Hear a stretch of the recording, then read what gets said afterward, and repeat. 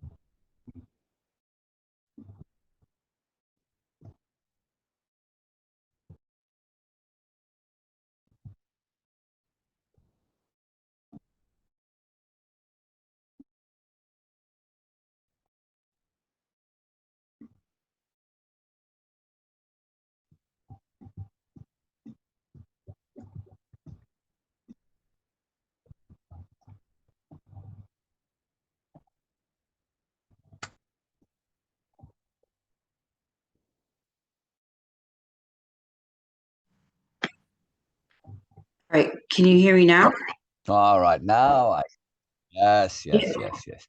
You can always see if your mic isn't working by that yellow around. You see around my picture, the yellow hmm comes on when I talk. Yeah, So and yours. it shows me also on the mic, and it also gives me a message that for some reason my mic isn't working. I don't know. It gets to be really ridiculous sometimes. And it probably was because I had the volume down too low, and so it wasn't being able to pick up any noise. That could be. Um, Yeah, yeah. Well, with Zoom, any of the apps that use audio, they tend to hug it and don't let it release it. So if you use the audio for anything else, like on Messenger or anything like that, that then it doesn't release it. So then you have to kind of leave and come back, and it resets it. So yeah, just yeah, the way it is. usually I don't use other audio. I close all other apps down because then my computer doesn't like to work right. It likes to be a pain in the butt. Yeah, Um, it's all good. It's all good. It's all good. Have you recovered? You slept? You slept good? yeah, I mean, I haven't fully recovered yet. Sometimes it takes me a few days to get Yeah, like back to normal, but yeah, like normal, in other words, like my normal, like what's normal for me. yeah. This weekend really took a lot out of me, and that was just because, having to stay. So here, the whole situation was I went to work. Okay, so Saturday I went to work. I worked from 8 a.m. to midnight, which is my normal 16-hour shift on the weekend. Sunday, I had fully expected to work a 16-hour shift until Sunday morning when one of my coworkers was like, "Hey, I'm trying to get more hours because I missed a lot of time, a lot of work and stuff from being sick and all that." So can I take your, I'd be more than happy to take your 4 p.m. to midnight shift and then work my normal midnight to 8 a.m. shift. I was like, okay, cool, you know. And then I get a message like midday and asking if I could stay until 6. I'm like, okay, not a problem, you know. And then I get another message like 10 minutes prior, um, to 6 o'clock, asking if I could stay until midnight, you know, after all. And I'm like, okay, fine. Well, midnight comes around and she's still not there. I give her about, you know, a 15 to 30 minute leeway because she's shown up late before. And so I'm like, you know, then 12:30 rolls around and she's not there. And I messaged her. I was like, "Hey, City, are you coming?" Like, you know, no response. I call her multiple times. Um, Still no response from her. And then I had to start doing the chain of command, you know, with who I call first and who I call second, who I call third.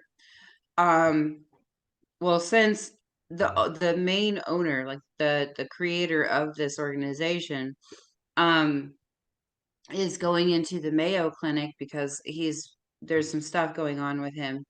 Oh, Um, I called, you know, his mom next. She's basically co-owner because she's basically the one who backed up financially, you know, to open these stuff up. So, so I call her, she doesn't answer, and then I call Travis, which is the manager, the house manager. And so neither he didn't answer at first, so I called them both, you know, I keep going bouncing back and forth. Finally, I sent a message to all three of them and I said, look, I said, if somebody doesn't get a hold of me, Jocelyn's not here yet and I can't get a hold of her. And if somebody doesn't get a hold of me, then you can count me good as gone because I'm not gonna do this again. This is no, yeah, like, you know. Um, and yeah, so finally Travis answered and I told him, I was like, dude, if I have to wait here, if I have to stay here until 8 a.m., that's 24 hours that I'll be here. And yeah. I'm like, that's It's not 24 worth. hours also Yeah, with no sleep. Like, yeah, no, you know, and you can just tell, just, you know, I told him, I was like, you know, I do this job not just because, like, you know, yeah, financially it helps, but the thing is I do this job because I love to do it, but I will not kill myself for the job. yeah. No, you can't be abused in it either. Yeah, yeah, yeah, Yeah, well, and then I was like, you know, I will leave. I have no problems doing that if this is going to be how it is. yeah, yeah, yeah. So what So do they say? Travis came in because he couldn't even get a hold of Jocelyn. So Travis came in Uh, and he came in, finally was able to get there like 2 o'clock in the morning. I didn't get home until 3 o'clock in the morning. So I was super exhausted. And I'm like, and all day yesterday, I was really out of it to the point where like my energy level was depleted to like I kind of floated through the day because I wasn't fully there and I slept a lot. yeah, yeah, Um Today yeah, I'm a little bit better. I'm still really tired, which I plan on taking more naps today just to kind of get myself caught yeah, up with that energy management, you know, and um get a little bit more, you know, house stuff done. But I literally had to tell them like I feel like, and they called me yesterday, and so you know, kind of checking in on me and stuff because I threatened to leave. I threatened to not come back. yeah. No You good, know, good, good. because I told them I was like, look, this continues. I'm not coming back. There's no way. Yeah, You know. This is not good for my mental health and it's not good yeah, with my emotional and my, you know, yeah, yeah. No, physical. you mess with sleep like that, it messes up. And if you skip it, like skip a night's sleep, it doesn't just take another night to make it up. It No. takes 3, 4, 5 to make it up. So Yep. like a whole week is messed up, really. Yep. Yeah, yeah, Oh yeah, my whole week is I noticed that too. Like since I become more aware of my body and you know how my mind works and how things operate for me, it does. Like I well, you know, and this is something I never realized when I was using because I wasn't really aware of it. You know, like um, you know, when it gets to a like I used to think that oh yeah, I could stay up all night and be completely fine and function. No, I could function if I had drugs to, to keep me awake, you Yeah, know. it's just Um, not an option. Yeah, no, it's not. And that's the thing is, I realize also now the more I'm more also aware of like, why sometimes I used to work so much. Um, and I did catch myself too because and yeah. I did some honesty, self-honesty as well as honesty, with, like Well, my coworkers and residents that when that stuff was going on with CJ, I was running and I was taking yeah, up all these hours and I'm like, shit. I realized that and I'm like, no, I can't do that. I need to stop. yeah, It's exactly. not doing any good for me. Exactly. And then when It's you're low energy, you keep on making bad decisions because you're low mhm, energy.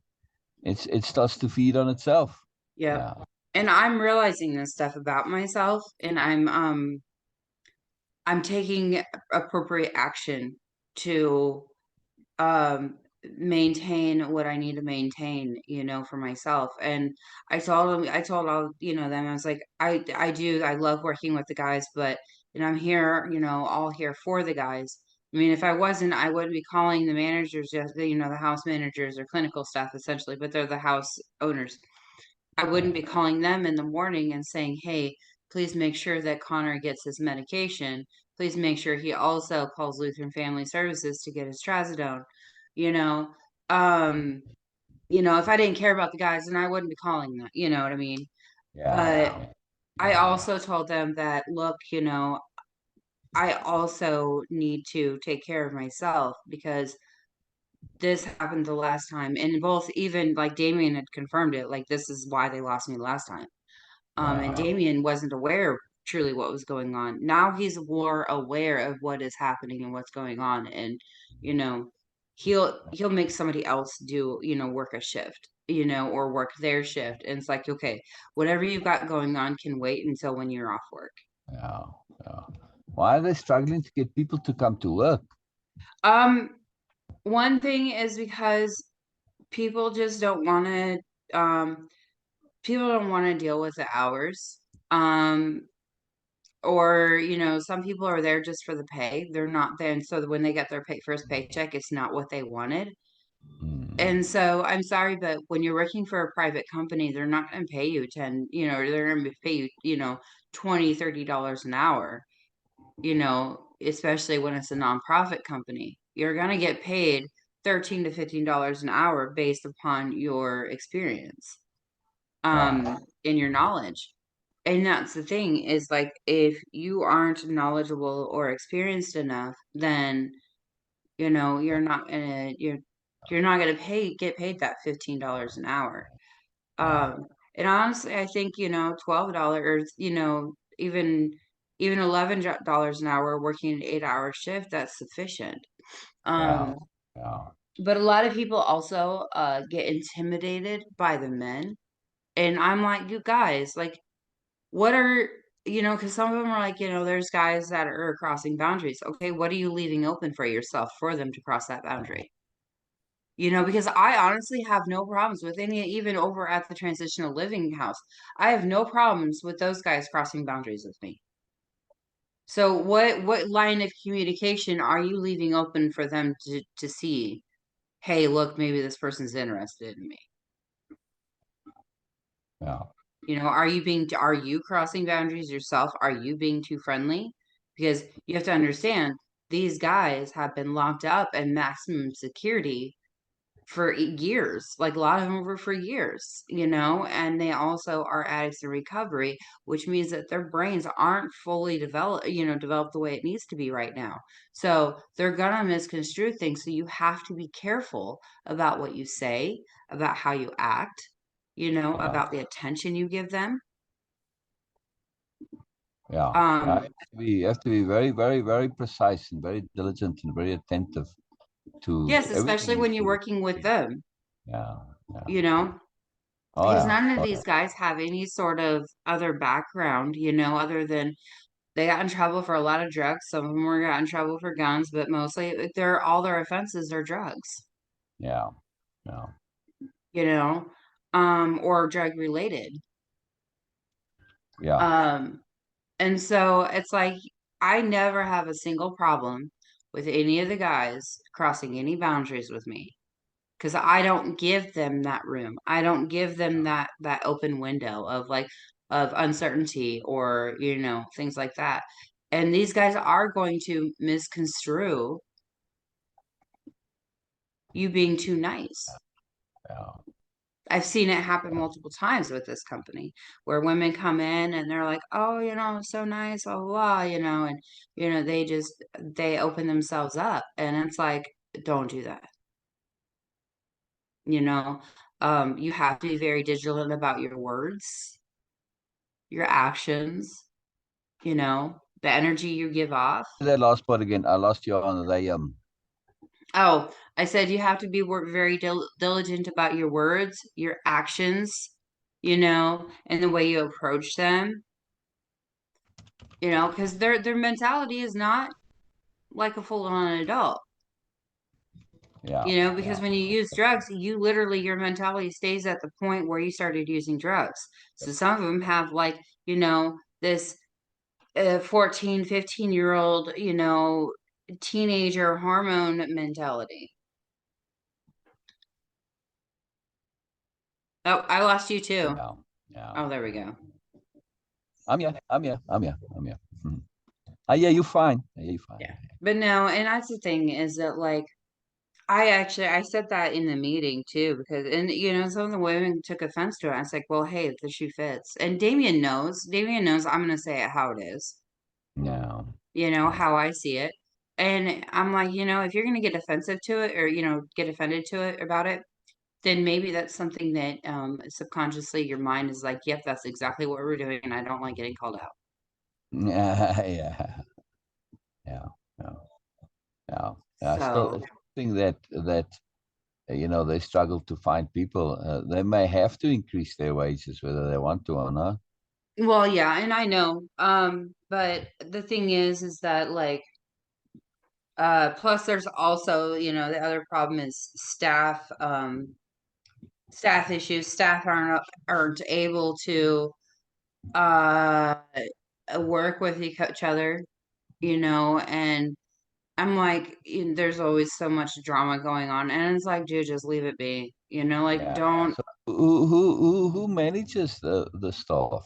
Sounds like they need somebody to manage the staff.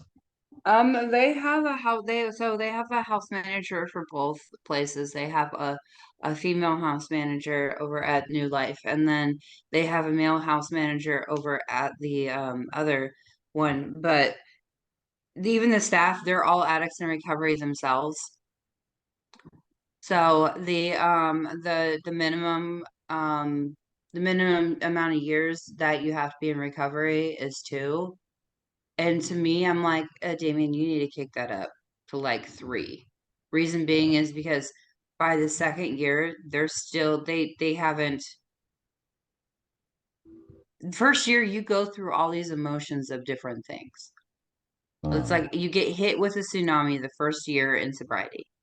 mm, Um, the second year, you're having to learn how to deal with yourself and the stuff that you've been through, or the stuff that you've been through, not only the stuff that you've been through, but also what you've done. yeah, Um, it's taking personal inventory, essentially.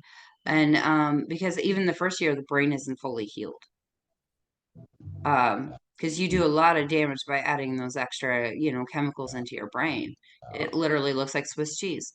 Um, yeah, yeah, they show EEGs and brain scans of, you know, yeah. I've seen those. Yeah. it's crazy, how that looks. And you're Even just tell my like, staff, I had where I worked just in Santa Cruz with a drug culture. As I tell them, hey, you got holes in your brains because that's how I perceived. Because I saw that they would think differently. Like they yep. would, they would go on like on a sentence and like somebody removed some of the text randomly, like some water fell on or something. They would just skip over it, like they thought it was there, but they didn't realize that the person listening to them didn't like. What the hell are you saying? They just would jump over it. I said, man, you got holes in your. And then I saw that years later. I saw. Yeah, and for me too, like So for me, I still do that, but but in my head, I think like I hear it out loud in my head, but I'm not actually saying Now, it out loud. There's that disconnect between the brain and the mouth. Um, and so when I think I say something, I'm really saying it out loud in my head, not out loud in my mouth through my mouth. Um, and I remember the disconnect in before though. It used to be really bad. Like my pauses but in my sentences would be really bad, but I couldn't go on. I was like, you know what? I completely forgot what I was saying mid sentence. yeah, yeah, Um, and a lot of that's also because like, I get distracted and, too now yes, it's more of like I get distracted mid sentence and I'm like, okay, yes, you know, yes, yes. let's rewind here. Um, but That's why clarity of intent is so useful. And this has got nothing to yeah. do with drugs, though. This happens to all people. They're not clear about what they intend to say and do. And as a result, because they just reacting and stuff is just coming out of their mouths, halfway through, well, why am I saying this? And then it disappears. So yeah, know what you're doing ahead of time. And actually, this is what I was thinking about this during the night, and I wanted to talk to you about power Mhm. pause. I cannot emphasize the power of power pause enough, right? Yeah. So, what is power pause now? This is developing the ability to make a space between something happening and you reacting so that you have that few moments in which you can say what's going on, what's happening, what do I want to do, how do I wish to respond, what's strategically best, what are my options, choices plural. You don't just respond to the first thing that pops up in you, right? You let them all come and you say, oh, okay, and now it's you, right? You first determine what is it that you want to achieve, what's your goal, what's the context here. In other words, you assess, you think, you're thoughtful, you're paying attention. Then you respond deliberately, right? So Yes. so that's the difference between power pause and not power pause. The one you just react, and even if it's a response, it's an automatic response or the first and nearest response, and not the most ideal response. But when you power pause, you now think about what you're saying. It's considered, it's thoughtful, and it's deliberate. And you're shifting to deliberate living. This changes everything. So this is something that it takes quite a bit of doing to get in because it's one of our deepest habits and say things quickly. Do this as kids, question in class, hand up, and the one who puts their hand up the fastest gets asked. It's like, yes, Johnny. It's like, and the teacher has that sort of praise and approval in there. Well done for putting your hand up so fast. Johnny, just saying the first nearest shit that's coming out of your mouth. No, put your hand down. Think again. You never thought about this answer. You've Exactly. just got one answer. Who of you has multiple answers? Well, all right. Yeah. Think about it a little bit. The teachers need to be retrained into this, right? It's a profound thing that they do. And it's a terrible, terrible habit that they pinch in children. So this thoughtfulness, it's incredibly powerful. So the power pause is not just to think about what's going on, but to make space for things to come up in you, Yeah. So, right? So this is really huge. So I would absolutely recommend you do this. So just as a matter of habit, make this effort to practice pausing, whether you have something going on inside your brain or not. mhm. Like if you're going to say something, count to five. 1001, 1002, 1003, 1004, 1005. Yeah. I understand. I It's completely huge, I can see that. Yeah. huge. It's huge. There's It's times that I can do it, and then there's times that like that goes out the window, especially when my energy management is huge. was when my energy management is not there, and I'm like, Yeah, and that's also when I need to just like it's best just to not say anything at all until the next day. exactly, exactly. And that's the Um, other part of power pause is to understand that you do not have to say something.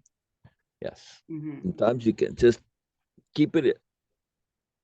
Yes. Well, and that's, that's the things like when I didn't get a chance to, because I couldn't get into it, but I did, because I was on my phone yesterday during the Zoom. But one thing I did say to Jocelyn, is I did write to her, like, it was at 12:59 that morning, or, yeah, or this morning, or Monday morning. Yeah, so essentially it was Monday morning. Um, and I said, after I asked her if she was on her way, I waited a while. And then I wrote to her, I said, Jocelyn, I have been fair and understanding. However, this isn't fair on me. I need to go home and sleep. I cannot work a full 24-hour shift. Please get a hold of me. And that's what I told her. And I remember, I don't remember verbatim what I told her. That's why I was like, I need to, be able to read it. But I knew I told her, like, hey, I have been very fair and understanding with what's going on with you. I know you've got a lot going on.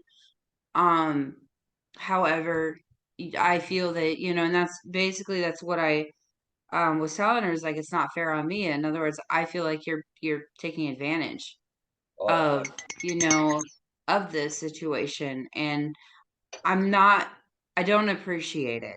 I will be fair and understanding, but, and that was me setting a boundary with her. very good. Very good. Um, and saying that, hey, this can't be happening. You can't do this to me.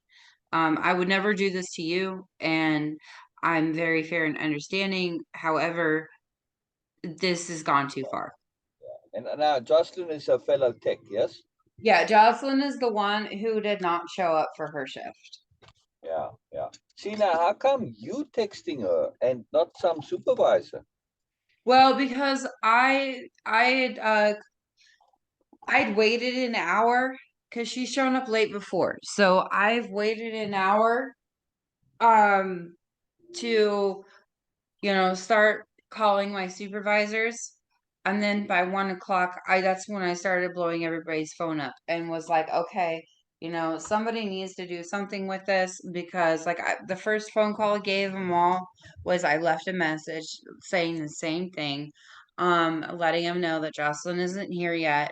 I need to go home. I really would like them to get a hold of me, figure out what the next steps are, because I will not stay here until 8 a.m. And if I do stay here till 8 a.m., I'm not coming back. Yeah, Um, and then the second one, I guess the other calls I gave them were, I never left a message because I had already left them one. Um, and so I repeatedly called them, and because by that time the clinical staff, and that's the supervisors, as well, but the clinical staff, they end up, I mean, they work in the morning. They have to be there early in the morning, to start groups and things like that. So, uh, because the guys start groups at like, they start them at 8 a.m. They got to be up at 7 a.m. to get their morning routine stuff done, breakfast, all that stuff. But then 8 a.m. they that's when they start their first group. Um I'm listening. I'm listening. no, I know, I was taking a drink. Oh, good, good, good. Uh so like I just kept, calling and calling until somebody answered. Finally Travis answered, and he was like, he said, let me try, and because he asked me, did you call her? I said, yes, I've called her multiple times. I've sent her two messages. I have not heard a response. So he Yeah. said, okay, well, let me see if I can give her a call and I'll call you back. And I was like, Now, okay. who's Travis? Who's Travis Travis? is he's the house manager. He's the Ah, one, okay. yeah. Well, I Um, shall just interrupt you for 1 second here. Travis, I got some news for you, dude. It's not you to ask Jessica if she called Jocelyn. It's not her job to call Jocelyn. It's yours. yeah, but they want us to try and, Yeah, but still, I guess their you, you their you're goal performing a with that. management function that you're not employed for. well, their goal for that is to essentially have us try to work out, any sort of conflict first ourselves, and then Yeah. they'll step in. Um, but I called Travis and I was like, hey, yeah, I've tried calling multiple. So he went and called her multiple times, still no answer. So he called me back and he goes, hey, Jess, he goes, let me get my stuff together and I'll be in. I was Oh, like, okay. I was like, I appreciate you, Travis. And so, it wasn't long before he came to the house, and I told him, I was like, dude, I'm sorry, I don't mean to be like this, but there's no way I'm staying here until 8 a.m. And he goes, yeah. no, he goes, I wouldn't expect you to. He goes, you worked 216s this weekend, plus you worked a lot. You already have 100 hours, over 100 hours now on your, on just 1 week worth of pay. He goes, I get it. Yeah. I wouldn't want to do it either. He goes, it's not good for the mental health. It's not good for the physical health. Yeah. And, I said, Look, and I even told him, I was like, if I wasn't as strong as I am now, like and so adamant on my own, sobriety, I said, guarantee you this would have been something that would cause me to use. yeah.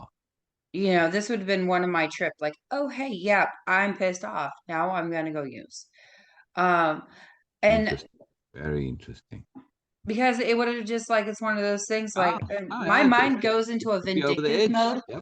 Yep. Yep. Yep. Yep. Exactly. too. So it's like, okay, I'm going to punish myself to show you how this is how it works. And it's totally ridiculous thinking, to be honest with you. Exactly. Because Exactly. And, I'm like, really pat yourself on the back for recognizing that, right? For being thank you. aware of the mechanics, being aware of the thinking, being aware of the logic. Yeah. Oh This is yeah. very, this is a huge, huge leap in your comprehension, understanding, awareness. It's out of the bubble. You're looking at things from outside the bubble. When you look at things from outside the bubble, it's very hard to go into the bubble. Yeah. Yes, it is very hard to go into the bubble when you start seeing things Yeah. outside the bubble. You can't go Um, into the bubble deliberately. You can't no. choose madness deliberately. Oh no, and why would you want to anyways? Exactly. Only Because you because also somebody see the somebody said you preposterousness should. of it. That's all. That's all. No other reason. There's no logic once you pop the bubble. You were just Mm-mm. buying into bullshit. That's all. When it pops, the bullshit disappears. Like, what the fuck was I doing? Oh yeah. And that's, one thing that, well, what really turned the light on for me was when I was talking about it with the guys. Because I'm like, I'm sitting here thinking, and I'm like, essentially we're all punishing ourselves for something somebody else did. Exactly. And Exactly. so I'm like, wait a minute. You know, I I just had a thought of wanting to use because somebody else irritated me for not coming up on their shift. So I'm going to punish myself for Right. something that they did. What? Right. No. Like that Right. that is Right. Right. preposterous. Like Exactly. what? Exactly. Exactly. And so like cuz I do some like, critical thinking and stuff like that with the guys, Right, and right. But be careful of critical thinking that it doesn't become the wrong kind of critical thinking, which is what leads to the drug use, right? You yeah, can, yeah, no, and I'm very careful about right. that. You see how the root of that mindset, that using mindset, is complete self doubt. Not even self doubt, it's self negativity, which is beyond self doubt, Yeah, right? self-negativity. Right. And this is like, wow, man, where does this shit come from? Obviously, some other idiot, was telling you you're useless, you're hopeless, you're terrible, all this shit. And you went and believed them, because your brain, your good brain, at that point in time could not process that somebody could be so preposterous, so Yep. ridiculous as to say something completely untrue for the pettiest, meanest, most trivial, most ridiculous of reasons. Oh And yeah. yet, so this is the key. That's why preposterousness in the book is so huge. To really understand preposterousness, not only in other people, but then you end up doing, like you said, to punish yourself. You do the most preposterous things. It's like, what the fuck? And you have this whole spiral of preposterousness, right? Hmm. Yeah. Exactly. And I, for the first time this weekend, I recognized finally I recognized um how it, even for me, how important it is to do the managements of things in my life. And because I legit, like, I'm like, holy crap, this is what it means to use management of time, energy, mood, you know perspective, things like that. And like, okay, well, that was a big smack in the face. But I'm learning more and more, because before I was like, oh yeah, I know it's wearing me down, I know it's doing that, but I wasn't ready to acknowledge or to accept that. Fully acknowledge, meaning not acknowledging to the point where I finally accept it. um I verbally acknowledged it, but that's a whole different thing than, what I'm telling myself in my head. Is I would I went back to the justifying my actions as to why I'm working so much and why I'm doing X, Y, and Z. And I'm like, it's really time for me to truly um to just stop justifying this. Because, my justification was, okay, well, I'm working to help financially in the house. And I'm working because this is my passion. This is what I want to do. Okay, yes, those two are very much so facts for me. But however, I don't need to work myself to the ground to the point where I'm running, you know? Um, and that's something that, like, I've learned that, like, that for that thinking, that justification itself too is very preposterous, because I'm justifying something that, yes, although they are facts, they are not full on reasons Exactly. to continue to Exactly. struggle with, being able to be okay. Because I noticed a difference in my thinking, my ambition, um, when I'm low. And I'm like, you know what, it's time. I just, Yep. When you're low energy, you think with a different brain. You think with that brain stem, that mhm. root primitive idiotic brain that doesn't think really. It sort of just feels, just Yep. react on emotion. It's an animal brain, Oh essentially. yeah. I mean, It is, that's and it. I can see the correlation, you Yeah. know. Wonderful. Um, The fact that you can retain, some higher brain function when you get low, you don't completely go into that. You notice how it's just researching and, trying to take over in this. It's very powerful. It's really, really magical what you're doing. It's very cool. yes, and I know, and I'm proud of myself, honestly. And I really, this time, I'm not looking for other people to be proud of me. I'm really proud of myself for catching these things and really seeing it for what it is instead of trying to justify it. And Oh, and I went back to also, like, with my when I was using, is that I would always justify why I used.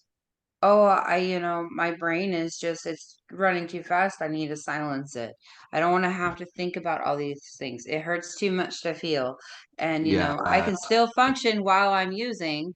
exactly. Okay, Exactly. yeah, but what about when I finally lose Yeah. everything? Yeah. Yeah. Yeah. Yeah. Lose So, my car, lose my right, house, lose my right, job, right, lose my right, family, right, friends, right. myself, Yeah, yeah, yeah, yeah. you So, know. a core, yeah, a core understanding to go back to module one, session one, slide one, right? Or the first real slide we started on, which was about being good. Yes, Yes. right. So here's the key in this environment when this stuff comes up. The key is to remember that you are good.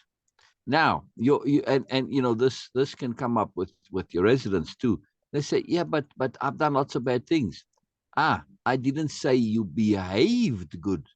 I said you are good, or I am good. I don't always behave good, and I haven't always behaved good. Furthermore, I am good, but I don't behave good, and I am good, but I'm not always sensible either, right? Because of various nonsense things like idiot beliefs. right? And inappropriate feeling belief connections. All sorts of reasons why I don't act sensibly. That has nothing to do with my innate goodness. Yeah, two different things, right? Including me behaving not good. Three different things. So there's many different things involved here. Don't confuse it all, right? So understand that we are good and we need to learn to be sensible. We need to learn to behave good on a regular basis. Yes. So Yes. this is what impeccability is all about. It is the alignment of your behavior and your sensibility, which is things like strategy and tool using, etc., and your innate goodness. It's getting them all in alignment. Yes. Yes. Now, very Yes. simple, very It simple. is But very simple. separating it out like that, it gives that. Oh, I see what you mean. And because this is this basic primitive thinking. Well, I'm good. Well, I don't behave good. Two different things. So we that discernment, that simple little bit of discernment to say good and good behavior. You are good. You behave good. Two different things. Then Mhm. good behavior and sensible behavior also different things, right? Yes. Because we can do things for good reasons, but we have inappropriate application of goodness, and that Yes. one concept is so incredibly powerful, right? It It is. is And when you so don't use that one concept, you there's so much that goes out the window, exactly. and then you just forget everything in that moment that you learned, and then you see it afterwards. And that's the thing too, is like, instead of consistently, or continuously, not consistently, because it's not always consistent. Yeah, Instead of, continuously at various different intervals, you yeah, know, having an inappropriate application of goodness, yeah, um, and realizing it later. Yes, that's good that I'm realizing it, but I yeah, need to um utilize it and see it beforehand, which meaning ex- thinking it through to the end. um exactly, and when I'm exactly. low on like my energy, because energy management is everything. Literally, Absolutely, it is everything. absolutely, yes. Because And this is without that, the core definition of impeccability. Like somebody asks you, well, what is impeccability? Very simple answer: the best use of energy. yes. That's it. Very simple. So take dishonesty. Well, how good a usage of energy is that for you? Yeah. People who get into that, always bullshitting and lying about stuff, they have to keep on with that, right? And it feeds on itself. And oh my God, you have this program that you have to remember. Fuck, it gets so complicated to do. It's such a drain on your energy that eventually it implodes, right? Yep. So, as you know, you've been there. Most addicts at some point get all involved in lies, right? So, Yep. yeah. And that's a sad side effect to this, which I don't think a lot of people that are thinking about using consider. Once you become an addict and a user, and you get into that lying, the consequence of that lying, another massive wastage of energy, is that your friends stop trusting you. Yep. Everybody stops trusting you, Exactly. And then what? even How yourself. do you live? It's just such a waste of energy. It's ridiculous. So, and I just now, said on uh, on lying, honesty, how this is a good use of energy, right? But so you can take just about anything. Unawareness. You say, well, I'm in my bubble of unawareness and it takes minimal energy to do this. That's what you think, yes. It takes Until way shit more comes your energy. way that you can't deal with. And then you get overwhelmed and now you've got to do that. And how did you get into your drugs in the first place? Unawareness, right? Hmm. Terrible, terrible. And it cost you all that shit and all that foolishness that you had to go through. Because why? Because you had to learn to be aware. It's as simple as that, right? Yep. So, all right, in the end, you got there because, you may have spent the rest of your life in unawareness, which it happens. Yeah. And Yep. that's really worse than going through that shit and coming out aware, right? Yep.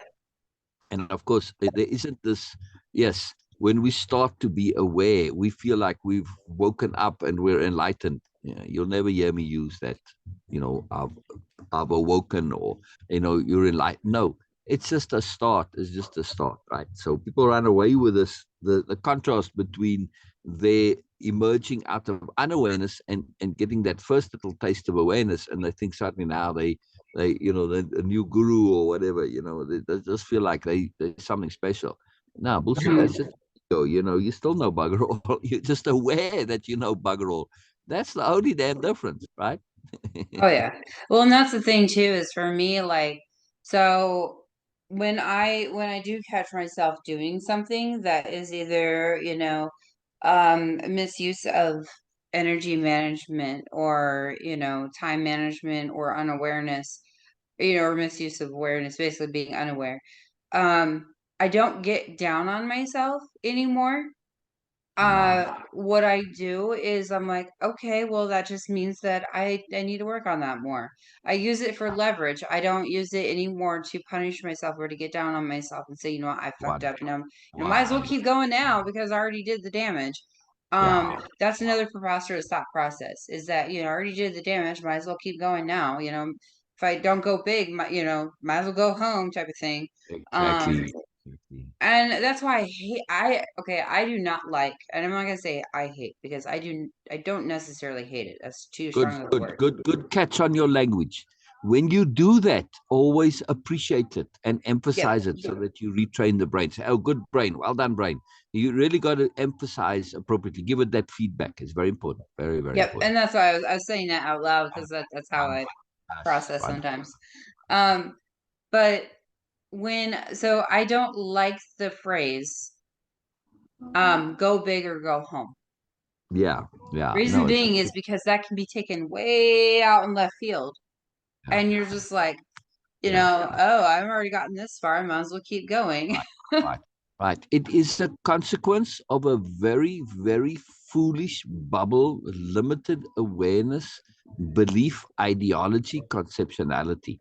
And Yep, that is more is better. yep, But I say to people who say, yeah, more is better. You like butter, don't you? yeah. Yeah. But I'm Well, not gonna eat a teaspoon of it. try more is better with butter. Oh hell no. Put too much butter on your bread and see how that works for you. Uh, no, thank It's you. terrible. It's horrible, right? Yeah, it Yeah, I is. mean, yes, butter. Put a whole slab of butter on your bread. You know what I Blech. mean? Like a whole slab of butter. Oh my God, it's you can't eat it. Yes, well, eat butter just on its own. Well, more is better. No. See, okay. So this is salt, sugar, all of this crap. Where did you get this idea that more is better? From what? From one thing, maybe, like money or whatever, It's like, how does your brain extend this to everything when the obviousness right in front of you is that it's not so? All right, take sex.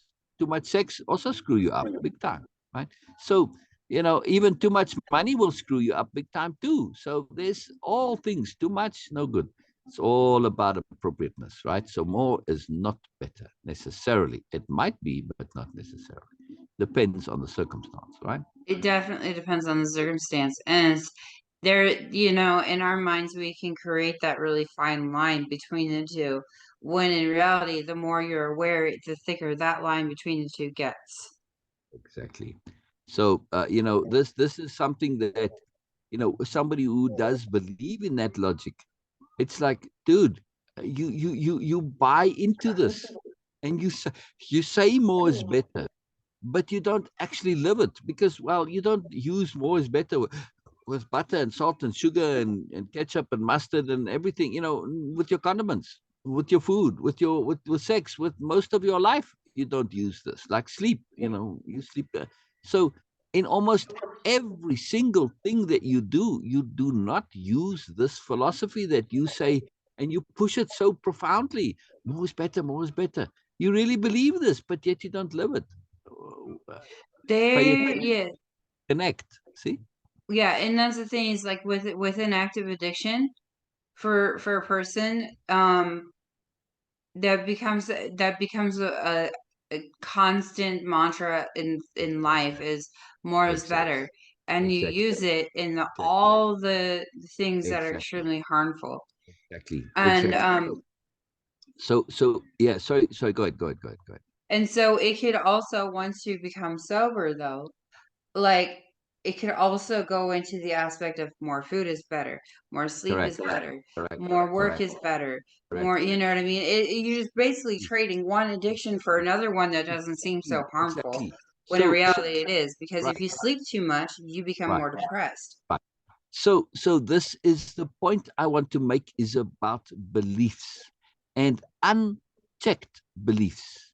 That Yep. we have beliefs that we act on, but we don't ever question or check them. We are so convinced that our belief is legitimate. Based on fucking what? Very That's the key true. question. That you have all of this acting on this belief, and you never ever stopped to check the belief itself. You question how to implement the belief, and what can I do to implement this belief and all this. Yeah, so your brain is working relative to the belief, but the belief itself is never ever questioned. This is absurd. This is It absurd. And is. this is just one belief, right? And it's that feeling belief loop, because it feels right, and now, well, it must be right because it feels right. Mm-hmm. But why does it feel right? Well, because I believed it to be right. See, so the two feed off each other. It's like, hello, but these things are just two nonsense things reinforcing each other. It's mutually reinforced lunacy, right? It's a lunacy loop, in other words. So this Yeah. is very, very powerful to question not only the belief, but the feelings associated with it, right? Because when you encounter somebody who says more is better, they have that feeling that goes with it. Yes. So Mm-hmm. what's that feeling based on? Other than the belief. And what is the belief based on other than the feeling? Uh, Yep. uh, right. So, in other words, when you start to think about this and you say, is it actually true? They never go to that second step. Of course, the moment you get into this point where you say, all right, is more is better? Does this apply to condiments? Well, no. So, well, then more is not always better, right? Yeah. Give me an example of where it is. The only one they can likely come up with is going to be money. Okay, maybe awareness probably would be something, but I doubt if they'd come up with that, right? I think that's about the only time that it truly applies is with awareness, right? But Yeah. even then, sometimes I don't want to be aware of every single little, bit of horror that goes on in the world. So even there, not always. Anyway, it makes the point, yeah, it makes the point in a big way that we need to pay attention to what we believe is valid. Yes? Yes. Yeah. Yeah. Just because you believe it doesn't make it true. Exactly. And that's the thing is like so I as you were talking, I was thinking about the difference between a belief and a fact. Correct. So a belief, there's no real solid foundation other than what you feel, and Yeah. vice versa. A fact Exactly. is something where it has solid foundation. There's a validity to it.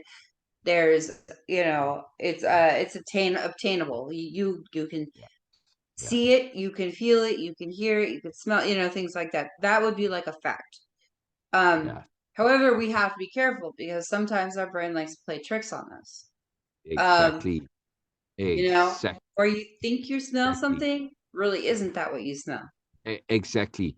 Exactly. So from us, that's why strategy is a huge entry into a dictionary of power. It's got little stars and squiggles around it and whatever, Hmm. right? Strategy is so critical because of the fact that facts are not necessarily facts. Yep. Yeah. So we treat this with strategy. We say, I'm going to treat all facts as if they are facts until such time as they prove themselves not to be facts, right? Yes. So it's only as good as it lasts. Now, I live in a solid reality. I can make a most excellent case why this isn't actually solid and it's just all in your mind. It's like you're in a virtual reality. You're in the holodeck and you believe it to be real, but it's not actually real, right? Very easy case to make. Oh yeah. Now, so now but in the meantime, I can't if I act as if this isn't a real solid world, I'm also going to have trouble, right? And stuff's not going to work for me then either. So I have to treat it as if it is what it appears to be, right? And Mm-hmm. this is very, very powerful strategically. So we treat all facts under advisement. Yes, as well. Okay, I believe you're a fact, or I take you as a fact. I don't even believe. I'll treat you as a fact, whether I believe it or not, until I know different. Right? Yes. Yeah. And there is okay, so there is a This while this I was listening, there was a thing that I was saying or I was thinking, but go ahead. That's it. That's really it. So we question Okay. everything, but we don't over question either, because then you get that analysis paralysis, right? That comes into matters. So Yes. we say, fine, I've checked it out and it seems like it's a fact, and I'll treat it as a fact until something else comes along. And I'll do this with things that are indisputable, like reality. Yeah. Because this is something that is up for question. And it's the one fact that we tend to treat as indisputable. And yet it's probably the one fact that we need to dispute the most, from a spiritual point of view. You know. Mm-hmm. But that's a different conversation now when you get into the spiritual aspect of it. But still, it's just a good strategy that you don't simply accept things as facts, without this putting this little disclaimer in the back. If I, in my treaty, my contract with facts, I say, sure, I'm going to treat you as facts. However, I reserve the option to revise my assessment. Right?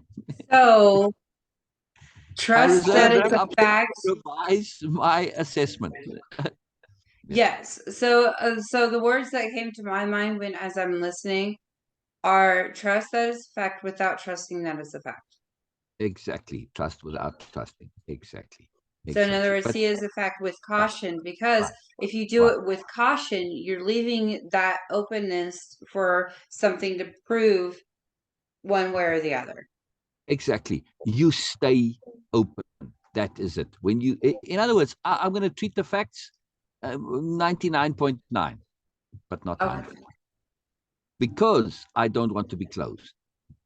This is the Yes. key. This is the key. Because, even in science, many of their facts actually change, right? Yep. So this, facts aren't as rigid and as solid as we'd like to think. So if we don't develop this fluidity and this flexibility, how are we ever going to change when a profound fact changes? Yes. Yeah. Yeah. Makes sense. And this is huge because of the impossible becoming possible. Yeah. So we believe things are impossible, and well, this may be a valid belief, but we have to be cautious in believing that this is always the case. When I believe something to be impossible, it is, right. For many people, this is just a hard and fast reality in their lives, right? If they Hmm. believe it to be impossible, it is impossible to them. Now, whether it actually is impossible or not, that's a whole different issue, right? But their belief makes it so. But what I'm going to share a story with you in a moment to illustrate this, right? And there's a very profoundness to this, because that belief in the impossible, we say, yeah, but I can't fly. This is impossible, right? Okay, all right. Well, in your dreams, you fly just fine, don't you? Very true. Yeah. So you see how suddenly, what you just said a moment ago, it all depends on the context. Yeah, it's not as simple as you would like to think it is. Yes. So Mhm. this is a huge, huge, huge deal. Anyway, so when I was a kid, now let's talk about scientific impossibility, right? So when I was a kid, I did lots of dinghy sailing, little small boats on the lake, right? And I was super into it. I was like crazy. I was like a child prodigy sailor and all this crap. Anyway, so it was just, and I studied it. I read everything I could lay my hands on it about it, and I really understood as a young child, like age 12 already, somewhere around there, 11, 12. I understood the science of sailing, the aerodynamic effect, exactly how it works, everything, right? All right. So one of the sort of basics of sailing, which is a very easy that every sailor knows, is you can't sail directly into the wind, right? This is Mhm. just, well, you try it, your sails start flapping and you stop going and nothing works, right? So it's not a belief, it's a fact.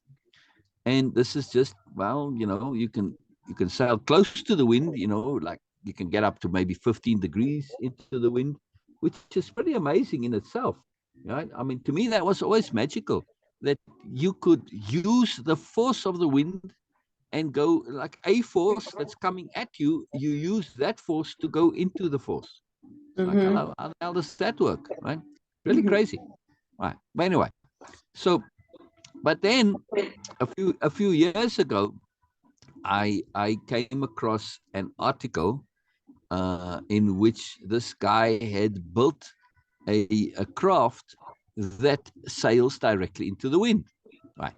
And all he did was he tilted the axis of the sail. Instead of having it vertical, he put the sails on a wheel. He put a whole bunch of them, and he had them sailing across the wind. But instead of across the wind horizontally, he had them sail across the wind vertically, right? So he had these sails on a wheel. They're sailing this way across the wind, right? 90 Mhm. degrees to the wind. But instead of 90 degrees going left to right, he had 90 degrees going up and down, round and round, right? So, and then he took that wheel and he put it onto a gear, and he put it onto a propeller or onto a gear that turned wheels. And now the craft being propelled by this sails directly into the wind,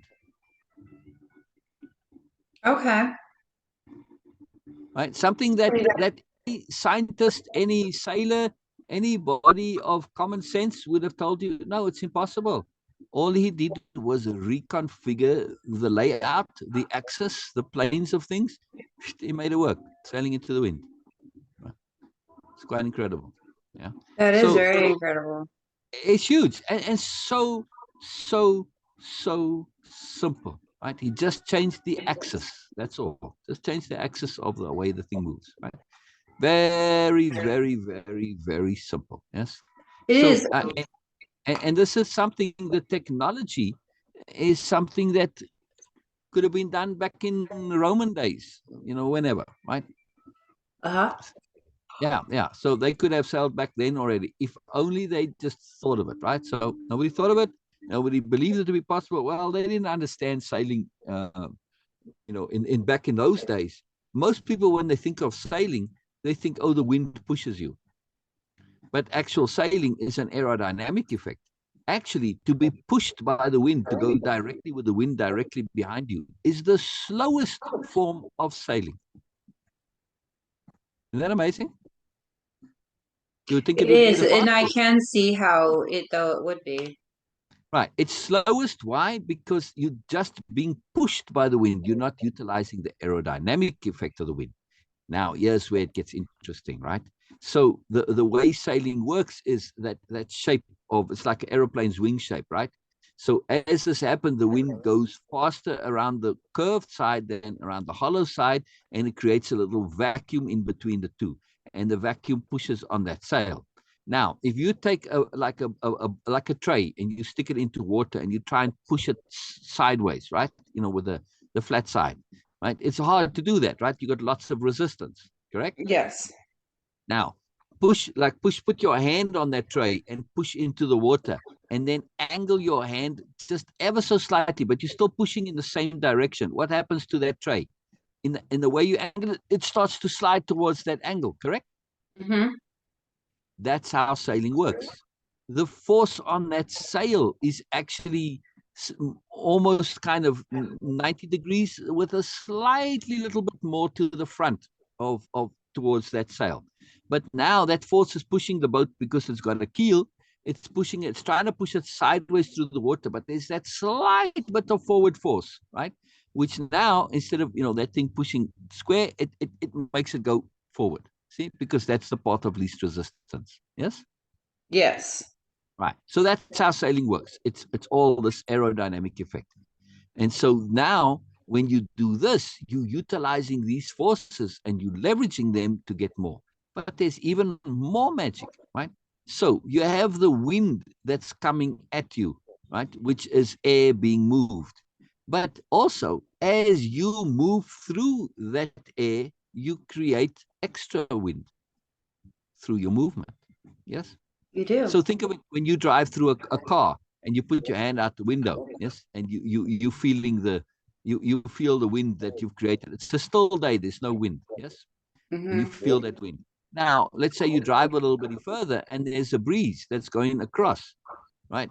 You're still going to feel the wind from the car. You're not even going to notice that little breeze, right? Because you're moving faster than the breeze. But if the wind was very, very strong outside, you may feel it coming from the side, but the two winds are going to combine and they're going to come slightly from the front. See? So, Okay. yeah, so in sailing, you've not only got the natural wind, but you've also got the wind that you create, and it's called apparent wind. And those combine to sail. So, yes, the magic of that little craft that sails into the wind, it actually ends up the way the guy designed it. He could get it to go faster than the speed of the wind because it utilized apparent wind as well. Isn't that incredible? Very nice. Yeah, and so that makes a lot of sense. Right, right. But talk about the impossible being possible. So if I said to you, from a pure logical point of view, if you have a force quantity X, can you use that force to make you go, that force and that force alone, to make you go faster than speed X? You'd say, no, that would be impossible. How can you go? But this is what happens with sailing, right?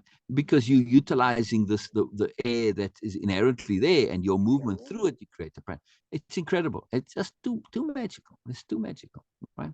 It is It's very an much incredible so. business. It really is. So what I'm trying to make the point in the deeper way here to say, yeah, we've got science and things don't work the way we think they do, right? And there's no, once you understand it, it's not, there's no woo to it. There's no wow. It's just, oh, okay, I get it. I see. It's simply a matter of rearranging the elements, yes, involved. That's it. And you get this incredible magic. You get more from something, right, than what you would think reasonably logical, right? So, in other words, you get the impossible. The impossible is to say, I'm going to use a force and go faster than that force using that force and that force alone. That seems like it's impossible, but yet it happens. It's too incredible. So I take this very much to heart. And whenever I encounter things, forces, I say, how can I use this force, right? How can I use it to get me to go into the force faster than the force? Yeah. Not just to be pushed by the force. That's the basic reaction, but that's the worst way to use that force, right? Yes. Now going, obviously when you're going directly into the wind, it's not the most ideal way of utilizing the wind. Across the wind is slightly lower than across the wind. That's the way you can get the maximum aerodynamic effect. And if you watch like the more recent America's Cup, they use hydrofoils. It's a whole new thing that they added into sailing. That's be a long explanation, but anyway. So the hydrofoils, they lift the boats right out of the water like this, right? So they have the very minimal resistance in the water. They on a hydrofoil, um, and they go 3-4 times faster than the wind. It's quite incredible. It's quite fascinating. Yeah, It is. yeah. It's just too incredible. Just too incredible. Anyhow, so this when you start to be aware of this, just this one point, right? And then there's many other instances of the impossible becoming possible. It changes the way we look at life entirely, right? And so we say, possibility and impossibility are functions of creativity, of leverage, of rearrangement, stuff like that, right? So it's a function of conceptuality. That guy who changed that, he simply didn't buy into the belief, and he just simply rearranged things. He had a different conception. He said, instead of going, horizontally, sail in a circle vertically. It's like, man, conceptual shift, right? So conceptuality, incredibly, ridiculously powerful. Yes. And this is now when we come back to the beliefs. A belief is a closed loop conceptuality. Yes. You conceive of something in a particular way and you stuck there, because a belief for most people is, it shouldn't be, but they treat a belief as if it's a fact. Nothing wrong with having beliefs, but don't treat your belief as a fact. Right? That's where they make the mistake. They get locked into it. They assume it's a fact. Because I believe it, and because I really believe it. I mean, they use this as like a badge of honor, especially you see this in religion, Yes, but it's my belief. It's your belief, dude. Don't try and tell me that it is so because you believe it. This is how they argue. I believe in God, therefore God exists. How arrogant is this? Very. It's preposterously arrogant. Dude, you are telling me in your words it's a belief. You believe in God. In other words, a belief is treating something as if it's a fact when it may or may not be. That's what the belief means. Yes? Yes. As if, as if, as if. They leave out that as if part. And this is wonderfully, wonderfully informative. I'm not saying God doesn't exist, to the people that you mistake me. I'm simply saying that you cannot insist it does so. That's your problem. That's why people give you grief, is that you insist so. I believe the fairy queen is actually God. What you call God is actually the fairy queen. If you really were to actually meet God, you're going to say, ah, shit, it's the fairy queen. Tell me I'm wrong. Tell me I'm wrong. Why is Exactly. my the fairy queen as the actual deity of all deities, the one that really rules the world and earth? Why is this wrong? Just because it's the fairy queen and it sounds absurd and ridiculous to you? Oh, well, now you realize how you might sound to some others. Huh? See? So Yep. they don't think this way. But, when you do, you say, but you know what? My fairy queen works for me. Or actually, you know what? God is just random. Just randomness. That's what you call God. Just randomness. Yeah. But it works for me. Right. So you can't say, anything, because I realize it may be nonsense, but it works for me in the meantime. I like the idea of the fairy queen running everything. It gives me comfort or whatever. I'm just saying, not necessarily, but I'm just making the case here. So this is a huge deal that not many think this way. And it's very powerful when we have this awareness and this discernment. Yes. To be able Yes. to see things in this way. It just clarifies things to say that, if you treat your belief as a fact, you're going to run into trouble. And it's not a great idea, right? Most definitely. Yeah. You can carry on as if it's a fact. Absolutely. And, I mean, yes, I believe in God and I'm going to treat it as a fact and I'm going to believe and carry on as if it's real. Because if it turns out to be true and I didn't believe in it, well, then I might be in trouble. So, well, I'm going to treat it as true, right? So fine, if this is your belief of God that you're supposed to, you have to believe in all this, right? Okay, that's strategically sound, yes, but it still doesn't mean, even God, if God is a reasonable God and sensible, will say no. Don't go around assuming beliefs or facts, because that'll get you into trouble. Like the belief couldn't sail directly into the wind. Yes, it Yes. was not a fact; it was a belief. Yeah. Yep. And that's Right? No matter how much the reality said so. Yeah, I could get in my sailboat and try this and say, no, well, there I can't sail into the wind. Look, see, yeah, you try it, and it just doesn't work, right? It's like a very thing, but sailing and sailing, it's just a matter of how that particular sailboat cannot sail into the wind. It's not set up for it, but it doesn't mean you cannot sail into the wind. So it's to shift that conceptuality. It changes matters profoundly, right? Yep. Very big deal. How cool is that? Yeah. That is actually really cool. Isn't that a Um, wonderful thing? I've got a nice long post about this. Very magical. Very it is, yeah, magical. I like that a lot because it makes, I mean, not only that, as you're talking, I was just thinking about like of all the different things that, we could easily, even myself could easily see as a fact, but it's Exactly. so flexible, if that makes sense. Like Exactly. what could be a fact in Exactly. one moment is not a fact in Exactly. another. Exactly.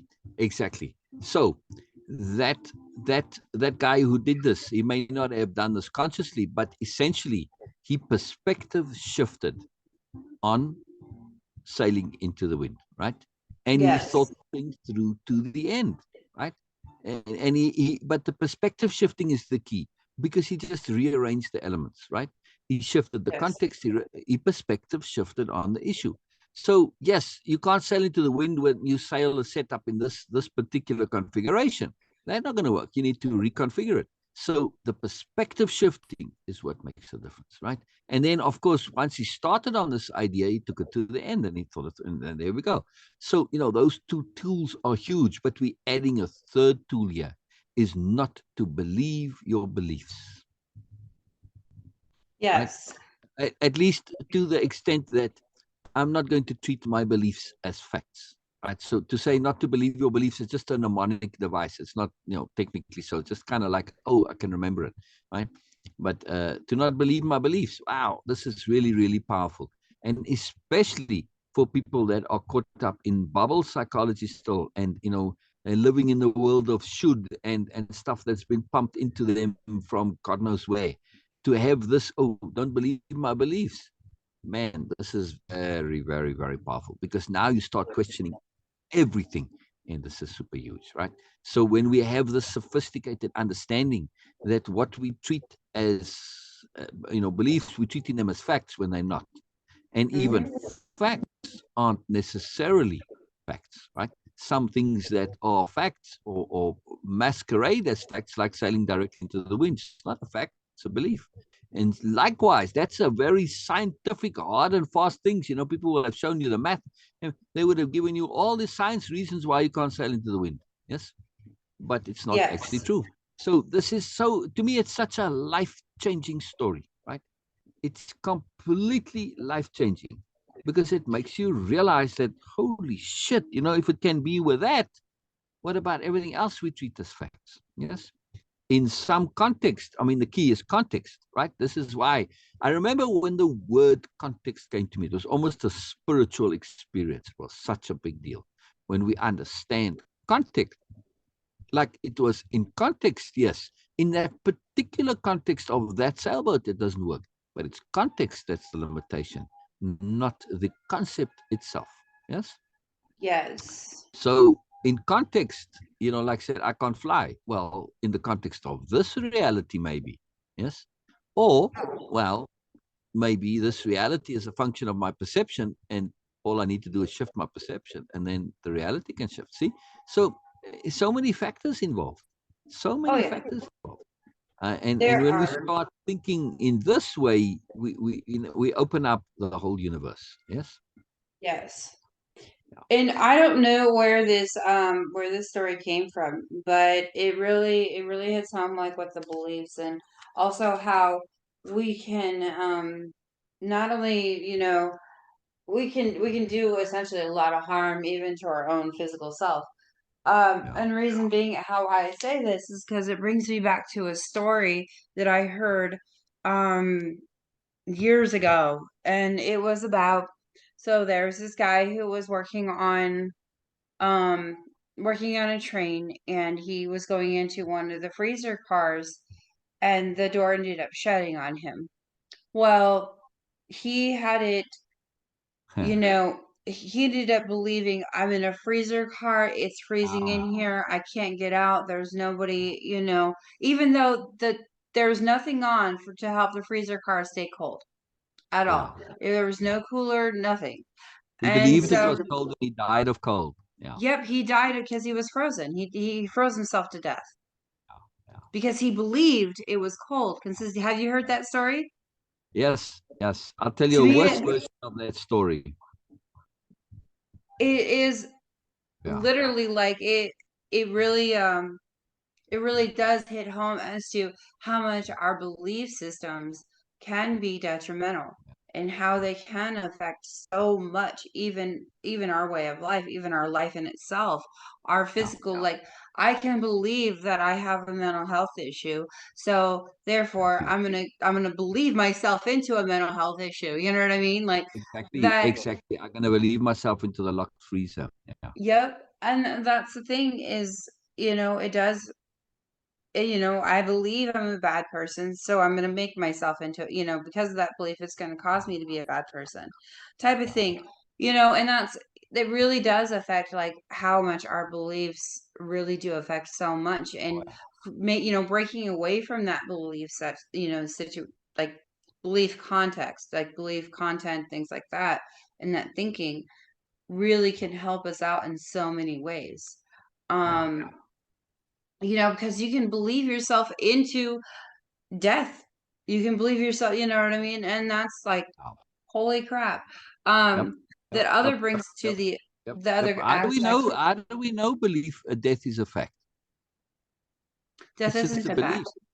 belief. Because everybody so far has believed it to be so, making it so, right? And they died because they believed it. That doesn't make it a fact. It simply makes it a belief that we have no evidence that death has to be a fact. No, and we don't, because that's the thing, is like it was just more of like a, yeah, me saying that, you can believe yourself into that and bring in an effect Wow. for So the yourself. story of that freezer thing is right, is that when the door closes behind them, they believe they're locked in. It's like, oh, I can't get out. But Yep. all freezer doors are designed that when you can open them from the inside. Yep. That's it. So, but they didn't go and check. They Mm-hmm. just assumed that, oh, I'm locked in because it closed behind them. It's just assumptions, and idiotic beliefs. Yeah, and, Yes. if there is ever something to be hyper cautious of, it is both assumptions and beliefs, because it's not just a belief; it's also assumption to assume that things are the way we think they are, and so this is very powerful to say, nope, we're going to check this and not assume things are the way we think they are. The world does not work the way we think it does. We have this Yes. whole idea of how the world works, and it's all fucking wrong. All of it. Mhm. Right? And Yep. we're so far into this bubble of, and the sailing is a good example, right? That, man, just with things being a little bit different, and science is another good example. We used to believe the way the world worked, but we had no idea of electricity and shit like this. The world can work in a lot of, it has to just be reconfigured, right? It's not like Hmm. anybody created electricity. It was always there, right? Yes. Just had to be utilized.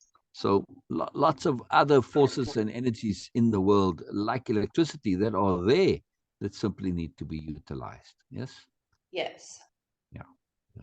Well, and that also brings me to okay, so, and it's something that I've thought about multiple times but never really like got to the end of that thought, was, so like when I'm at home and I step outside, it's not very, it could be, just a breezy day, not really windy, but just a little bit of a breeze going through.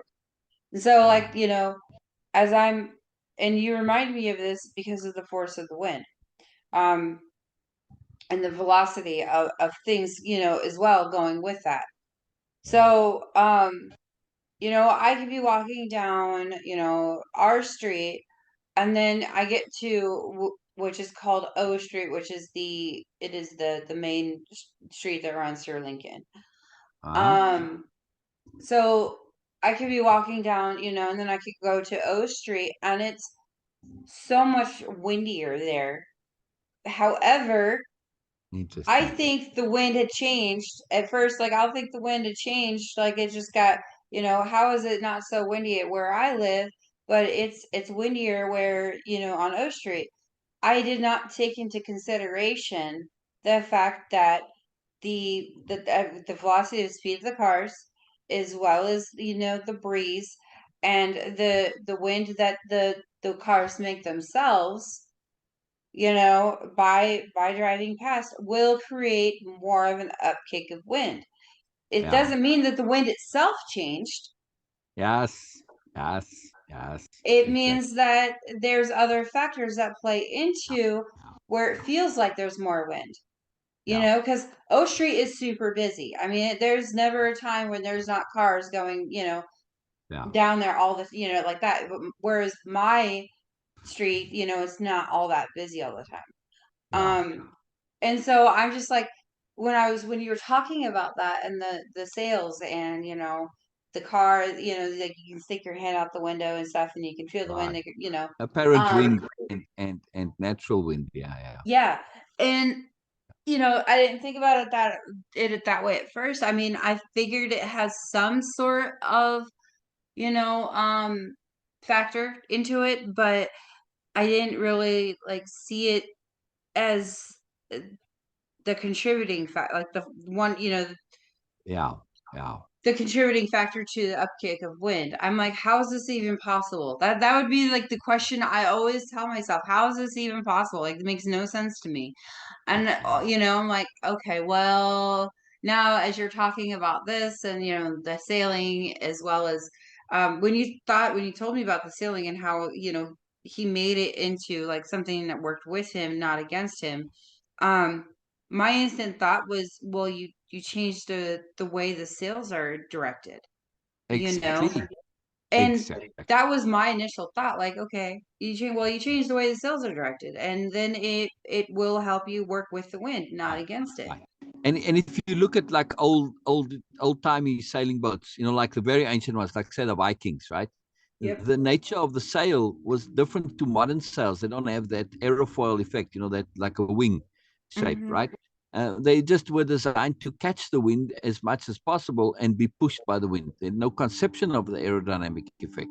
But eventually somebody figured this out, and then the shape of the sails changed as well, right? Yep. And so this is very important too, that it's not only the angle of the sail to the wind and having a keel. There are a few other elements has to go on, because if you have a boat like a sailing boat and you don't have a keel, like in dinghies, it's called a centerboard, because it's not a fixed thing. You literally just a board that you shove through a slot in the boat and you stick it in there, right? That's it. And you can, because when you come up on shore, you're taking the boat out of the water, you need to take that out, otherwise the boat's awkward, so it needs to be removable. See, so the centerboard is, but without the centerboard, you're just going to be pushed across the surface of the wind, and you won't be able to sail very well.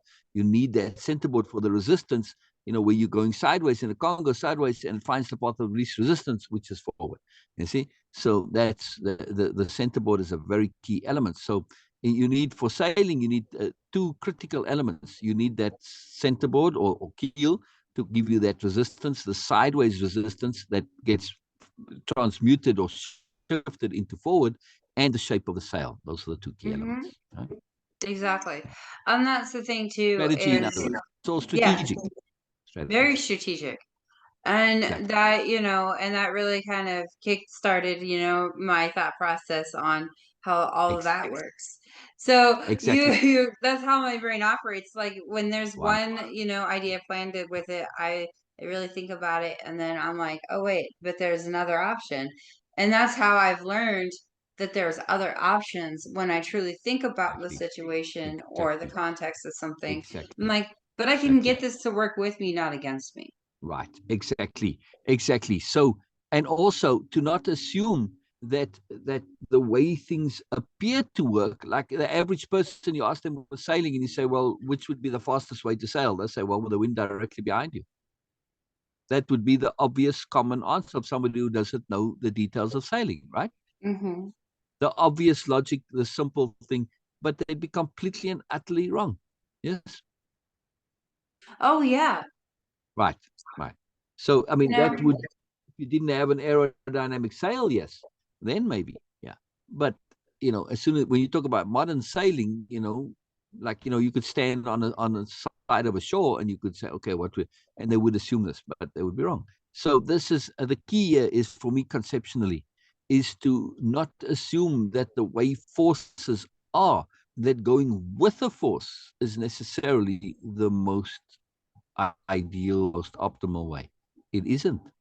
It might be, but not necessarily so. Yes. Mm-hmm. And that So goes when hand in hand with communication too. exactly everything, this applies in many, many, many ways. So it's about leverage, right? Sailing is leverage. Yes, that's all Yes. it is. It's all applied leverage. So when we understand, and that's another term for your dictionary of power, right there next to strategy, leverage, right? To leverage ourselves is to utilize the forces around us, whether they be active forces or inactive forces. When I'm sailing, I'm using the active force and I'm leveraging it against the passive force of the water via the keel or the centerboard. Yes. Mm-hmm. And I'm using the shape of the sail to leverage the speed of the wind to give me directed power. Right? See how this all works together: strategy and leverage. Very, very, very key. So when we start to think this way, and what does strategy and leverage gives me? It gives me the ability to get more out of whatever is around me. Right? So without Yes. strategy, I have, well, I can get pushed by the wind, and that's about it. Yes. I mean, those old Mm-hmm. boats, they can go, they can get pushed kind of sideways, at an angle, but still downwind, right? But at an angle. But that's the best they could manage, more or less downwind. Yeah, they couldn't go across the wind or up into the wind. Not possible for them with that configuration. Then somebody came in, and then so anyway, so you see what I'm trying to get at, right? It is how we utilize these forces. We need to have strategy and leverage. Otherwise, we're at the mercy of the force. We can be pushed and we can maybe go a little bit in. We think, oh, I'm utilizing the force. Like in the old days, you go slightly, not exactly 100% dead off the wind. You go at a little bit of an angle. Oh, wonderful. Look at me. I'm bullshit. You're not even touching this yet. See? So this is very, very powerful. Yes, it is very, very powerful. Um, Yeah, it I do changes get. your entire conceptuality of how things work. Yes. Mm-hmm. Well, especially even like how the brain works. And that's a lot of people think that, oh, there's only one way or the other. And in all actuality, there's so many different ways the brain works, especially when you're talking with people Absolutely. or in the Yeah. I guess the business of guiding or even home health care, things like that. Um it's just there's so much, um I don't know if I'm saying this word right, but fluidity in Yes. how the brain really works, because how it works for somebody may not be the same way as how it works for the other person. Exactly. And that's Exactly. why, like, when I'm talking to different people, it that that depends on how I talk to them, and how I go about things really depends on how I'm able to see the way their brain is working. Um, say for instance, somebody who's an addict versus somebody who doesn't understand or has never dealt with addiction. Personally, they two different things, two completely different things. I talk to the person who has never dealt with the addiction and an understanding point of view, as um as well as kind of sharing with them, not kind of, as well as sharing with them, the aspects of addiction. While if I'm talking with somebody who has an addiction and struggles with it, I changed the way I talk to them and the words I use and the phrases and the tones of my voice um, to share with them, the aspects of recovery. Um, you know, and that's the thing is I'm learning to share, not teach. That's a big thing for me when it Hell comes to yeah. people in Hell general. yeah. Teaching is just too arrogant. Sorry. It is too arrogant. And, I get often asked a lot by people who don't personally deal with addiction, how is this possible? Like, how is it possible that a person has chosen addiction over wanting to work through it? And I said, well, sometimes our minds are, you know, for me personally, my mind was not in that awareness aspect of things. I wasn't aware that I had other options You were in than a to numb belief with what I bubble. was Were you going not? through. Were you not Yeah, in a belief bubble? I was Yeah. in a huge belief bubble. And that's what I share with people is that, well, personally, this is why I did it. It could be different for everybody. However, this is also at the same time, I'm saying this is what I'm noticing more and more of people who have, for people who have who deal with addiction personally. Um, Right. Right. and that is, and it's changing those belief systems. And that's one of the things that I had brought up with my residents this past weekend is constructive thinking. Um, Yes. versus, deconstructive thinking and, the difference. And I also did a session on beliefs. Okay, Right. That's the um, thing. You want to shift to, are you thinking or are you believing? yep, When you were using, you never thought, you just believed. You yes, never questioned your beliefs, in other words. That's the difference. Once you question those beliefs, you realize those beliefs are just bubbles, yes, and that's why I right? correlated the two. Yes. Yes. Yep. Very, very, very, very, very, very powerful. I also did a group on bullshit lies, you know, just lies in general, but the bullshitness, of it. Yeah. And I asked each one of them, what was a bullshit, thing, lie that was told to you growing up? They Yeah. all shared in intimate detail as to something that was Only bullshit. one. How many of them are there? Never mind Well, just yeah, one. but I wanted them to choose at least one because they're all very new into the treatment thing. They're all very new into their recovery. But make So, a point saying, just give me one. I know there are many, yep, but let's just focus on one. Because if you just say, give me a, or give me the bullshit, and if you say there's the implication that there's only one. See? So yeah. precision with language, got to be very precise with language. Implications. Like I was saying yesterday, you want to get smart overnight, pay attention to implications. Yep. And that's the thing is they gave me one, you know. Um Wonderful. and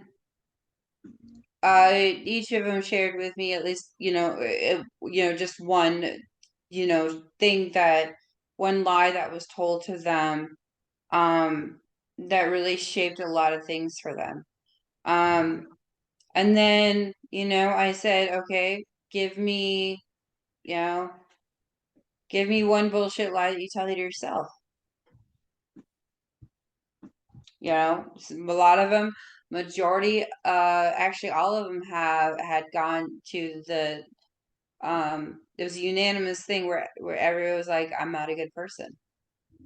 Yeah. And I'm like, you're Yeah. not a good what? Like, I'm Isn't not that a good amazing? person. And I'm like, says who? Yeah. That's the question I asked, like, says who? Says who says that you're not a Or good rather, person? never mind says who, because if you say says who, it implies there is an authority. Rather say based on what, right? Yep. Based on what? Because now it's you going to figure it out of your own. It says who? Well, then they say, well, said the psychiatrist, said the priest. And they're supposed to be people that know. See? So you may get yourself into trouble with says who.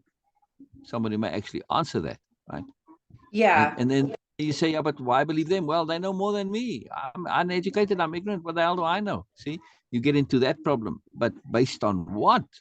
That's a whole different thing. See, now Well, actually justify the logic, the rationale. See?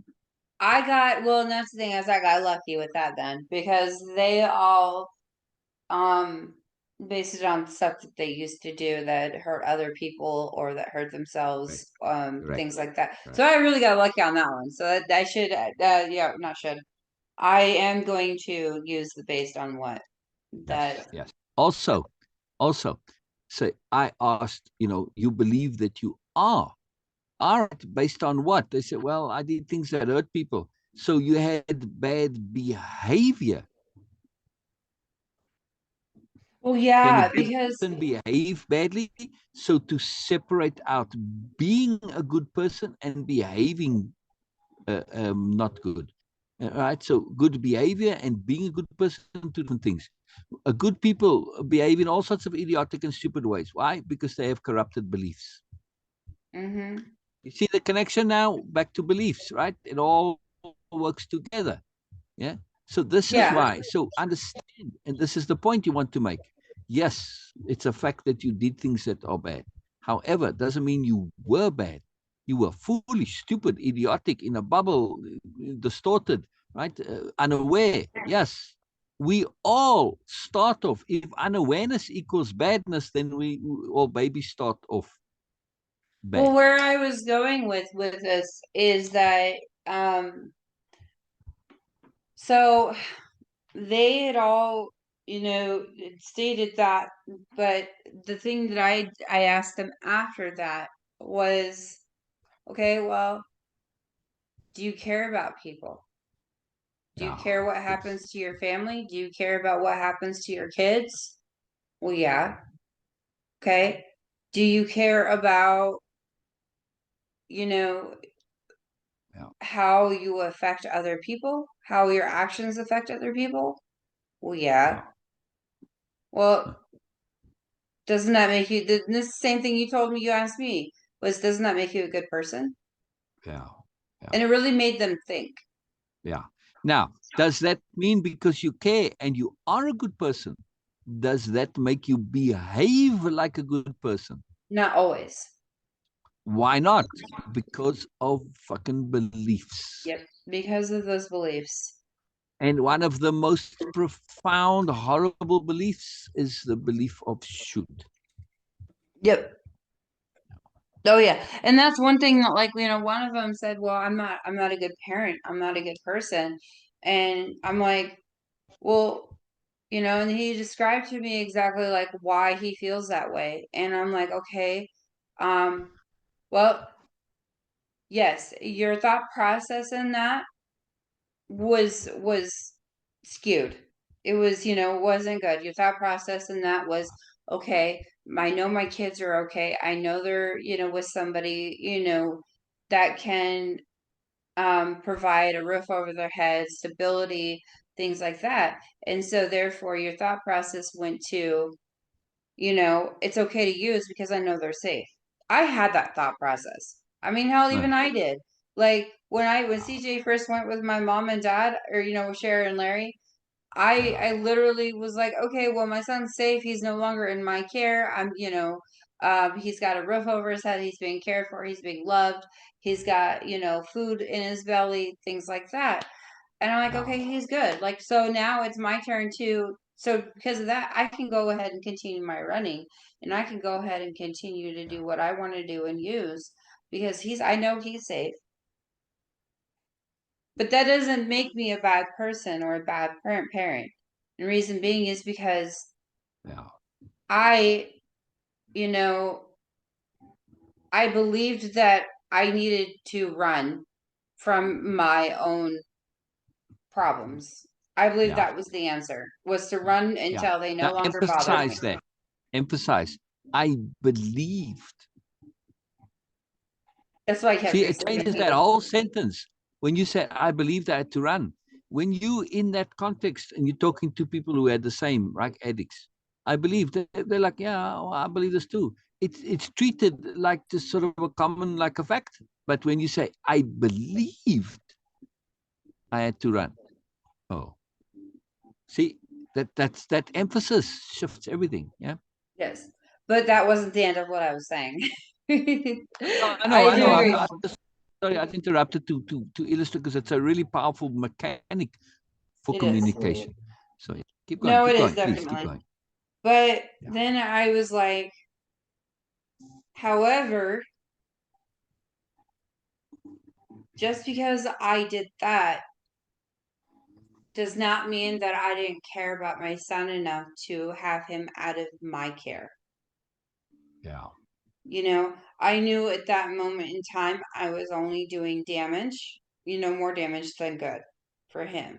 So, you know, to me, there was still those good, good aspects of myself as well as good intents to, make sure that my son was safe and away from me. Um, because I knew that I was doing damage, more damage than I was helping, yeah, while he was still under my care. Um, and so I said, you cared about your children enough to you take them out of, their mother's care, correct? Because she's in active addiction. He's like, well, yeah. I said, and you placed your children where you know that they would be safe and cared for and loved, correct? He goes, well, yeah. I said, and are you not here working to change your life around and working to change yourself so you can be there for your kids? He goes, well, yeah. yeah, I said, okay, so yeah, why are you not a good person again? yeah, yeah, yeah, yeah, yeah, yeah, And it really yeah. made him think, like when I Oh, it's pointed huge. out those. It's huge. It's huge. And Wonderful. now I already have two guys that graduated that went from before I came there, that went from truly believing that they were not a good person to no, I am a damn good person. And Right, right, I right. have So influence on people and a positive influence, and I do things, out of care and concern.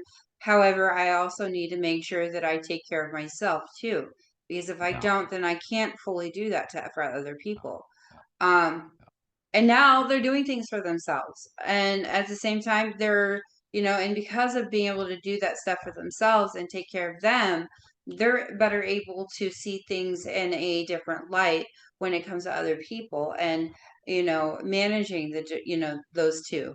Um and like, I don't know, it's just the way and I do agree. Or I do, I guess, not agree, I do understand, I do, using the belief in a very stronger context, the word just believe, yeah, yeah, um yeah. as And well as also, okay, yeah, yeah, as well as changing that the context of, or excuse me, changing the phrase of, instead of asking what is a bullshit belief, asking what is correct. one Yeah, bullshit belief, yeah, yeah, yeah, yeah, yeah, yeah, yeah. and based on Also, what. yeah, just give me just one example out of all the many.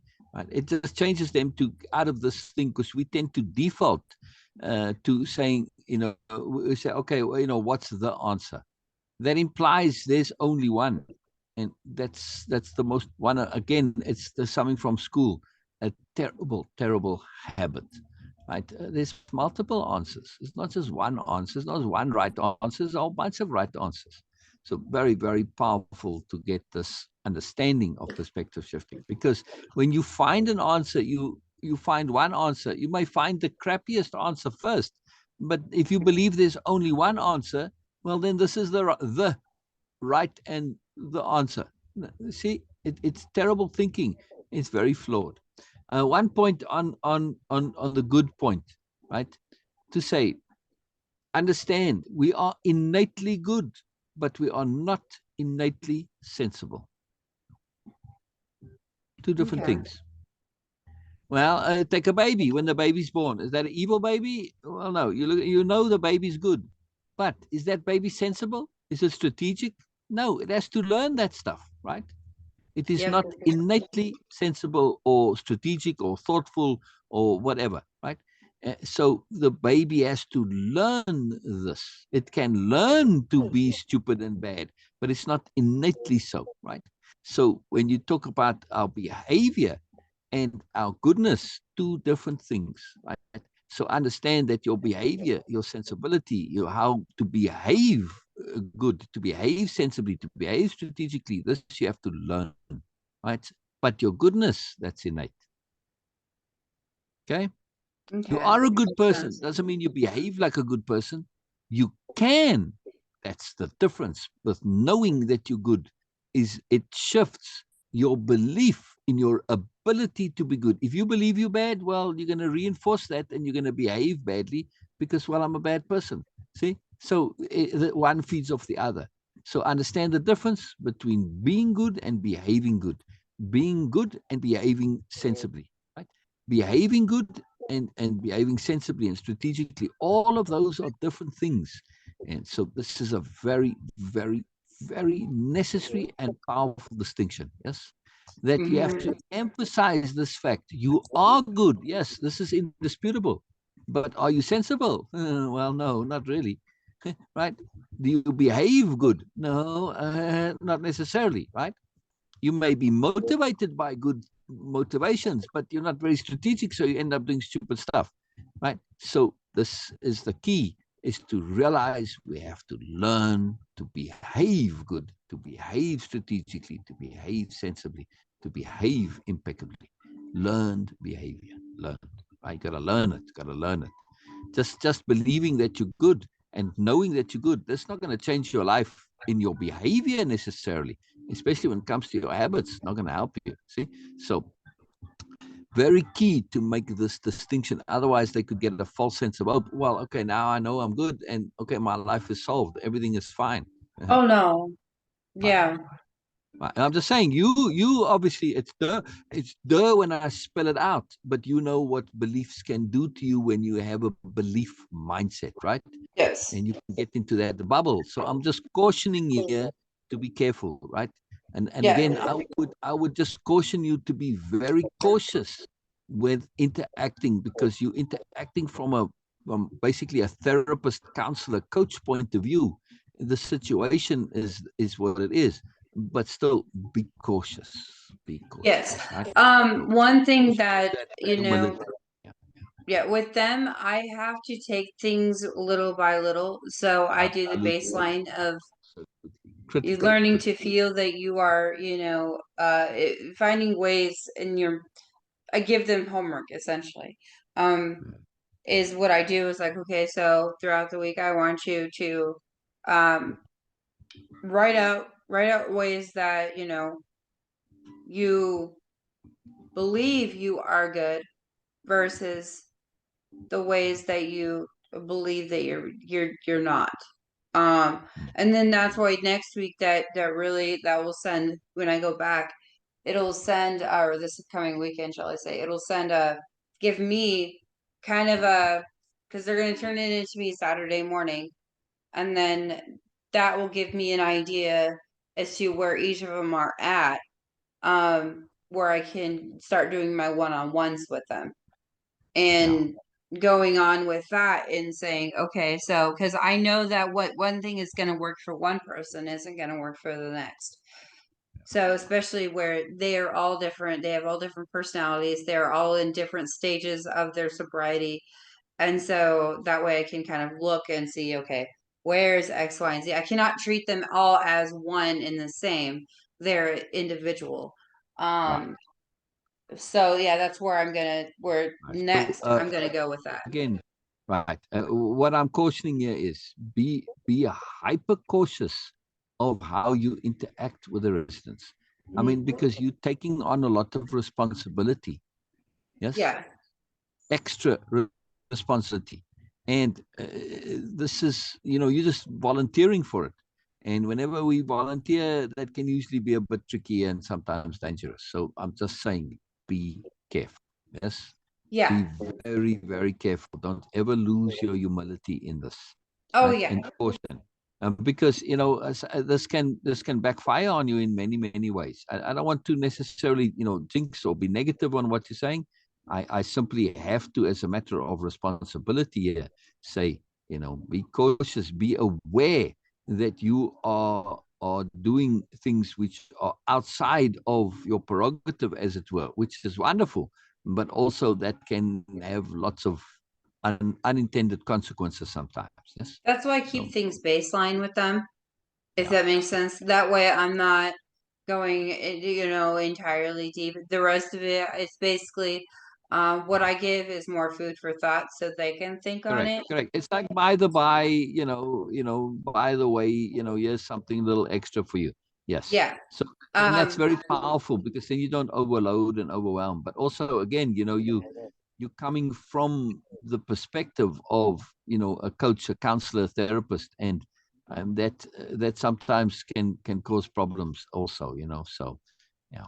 I'm just in the context of the organization, and sometimes it's politics, and I don't know how much of that is there. I'm just being hyper cautious here. That's all. Yes. yeah. No, and I understand. I definitely understand where you're coming from. And I'm very cautious about not oversharing with Oh, what I've learned. I very much so yeah. remain on the baseline. And Yeah. reason being is because I don't want to leave room for them to take it and run. Right. And Right. do that. Right. I always Right. definitely tell them, like, um really think about it for yourself, Okay. uh Right. Go not ahead. for Go ahead. what I'm saying. Yes. Yes. So there is something that I will highly recommend here, and something that a technique you can use, which would leverage your humility and constantly keep that humility in. Whenever you share, right? So you already shifted from telling, not sharing, right? Hmm. Whenever you sharing, share it as something for them to try and test. Yeah. So put those two words basically like, well, first of all, when you share, two really powerful words. I'm going to add. There's two more coming that beside try and test, but I want to share two others. Whenever you share something, always say for me, Okay. right? In some way or another, but add in that for me changes whatever you say, right? So when I say the fairy queen is the ruler of the universe, right there. So if I say it like that, that's a problem, correct? Yeah, it's a very big problem. But if I said the fairy queen is the ruler of the universe for me, or I add it to the front for me, the fairy queen, it now changes it from me stating a fact to me stating my opinion. See, Yeah. the first one, you can argue with me about where the hell did you come on this? What kind of crap is this? What nonsense? Like, oh, fuck, are you mad or what? The second one, oh, okay, dude, whatever. Everybody's got their beliefs nowadays. Yeah. Yeah. See? And So that for me, or some variation as I see it in my way of thinking, whatever. Many ways to say for me, but absolutely make a point of adding this for me to everything. yeah. Right. Oh yeah, Secondly, most definitely. secondly, when you are giving something, sharing something, a technique, a strategy, a tool, don't do it as an absolute, but say, try this, just give it a test. Right. Yeah, So and you are telling them to not take what you say as gospel. Try I it, always give it tell a them that. test. Yeah, I Right, always tell them that. Do right. not So if use what I say verbatim. right. But never mind verbatim. It's not just about belief. So if you're going to try it, automatically you're implying that this isn't necessarily something that might work or not work. Try it, right? Don't believe it, try it. See, don't believe it, test it. So when you say try and test, you're automatically including this uh, understanding about belief, right? If you're Mhm. trying something, you're not just swallowing it whole. You're not just, so you're getting out of the habit of believing. Furthermore, the implication when you say try and test. So you've got three words now. You've got for me, try and test. Yes, that you want to Yes. utilize on a very regular basis. If I say, hey Jessica, just try this, give it a test. it implies that I am not arrogant about what I am saying. Yes. Well, and It, that's why I tell them, I very much so in just regular conversation too. I will let them know, like, hey, anything that I say, you know, um, don't yeah, don't might be believe wrong. it, but try it for yourself. Yeah, it might Um, be wrong. try and Exactly. see for it yourself, and that's what I always tell them. Like, I don't want them to believe, everything I say and, just use that as like that's the truth. Don't, That's don't this, believe that's that. anything you say. Never mind That's what I'm everything. saying. Don't believe anything. That's what I'm saying. Don't believe what I say, No. you know? Um, because what works for me isn't gonna work for you. Always isn't I always going to right, work for you. That I forgot the word when I said that to you. right. Isn't But always going to work for you. exactly, That's what I say, exactly. like, I want you to try it for yourself. Yeah. Um, But also, oh, go ahead. Go. Sorry. and that's why like I tell them, like, whatever I say to you, in anything that we say in our groups, or that I talk about in our groups, is I don't want you to believe what I say. I don't want you to take that and run with it and use it, based on what I say. What I want you to do is I want you to, try it for yourself, see if it works. If it doesn't, okay. If it, you don't have to utilize every single thing I say, because not everything I say is going to work for you. Just Yeah. take what you can, or take what resonates with you and use that. Um, for yourself, and try it, and find different ways to tweak it to make your own. Yeah. Make it your own, not to use everything I say, and stuff like that, because it's like what works for me Yeah. isn't always going to work for you. Yeah. That's why That's you not have the to make it reason. your own. Right. Right. But that's not the only reason why you don't want them to believe you. Because if they are in that mindset of believing you, they're not thinking for themselves. It's not just Yes. you, it's anybody. Don't just fucking believe. Think about it. Therefore, to believe anything I say, think about it. Don't take it on faith. Think about it. Make Yes. sure it makes sense to you. Make sure you understand why. Right? Change your habit, because that is the addict mindset before you became an addict.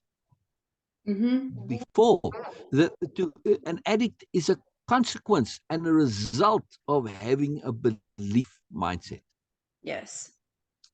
right? It didn't come from being an addict, it caused you to be an addict. So Yep. if you don't want to stay an addict for the rest of your life, learn to stop believing blindly. Yep. Learn to But we're start not there thinking. yet. Right. I gotta do But it's baby still steps with these right. guys. Right. But still, though, it's by implication when you say, "Don't believe what I say."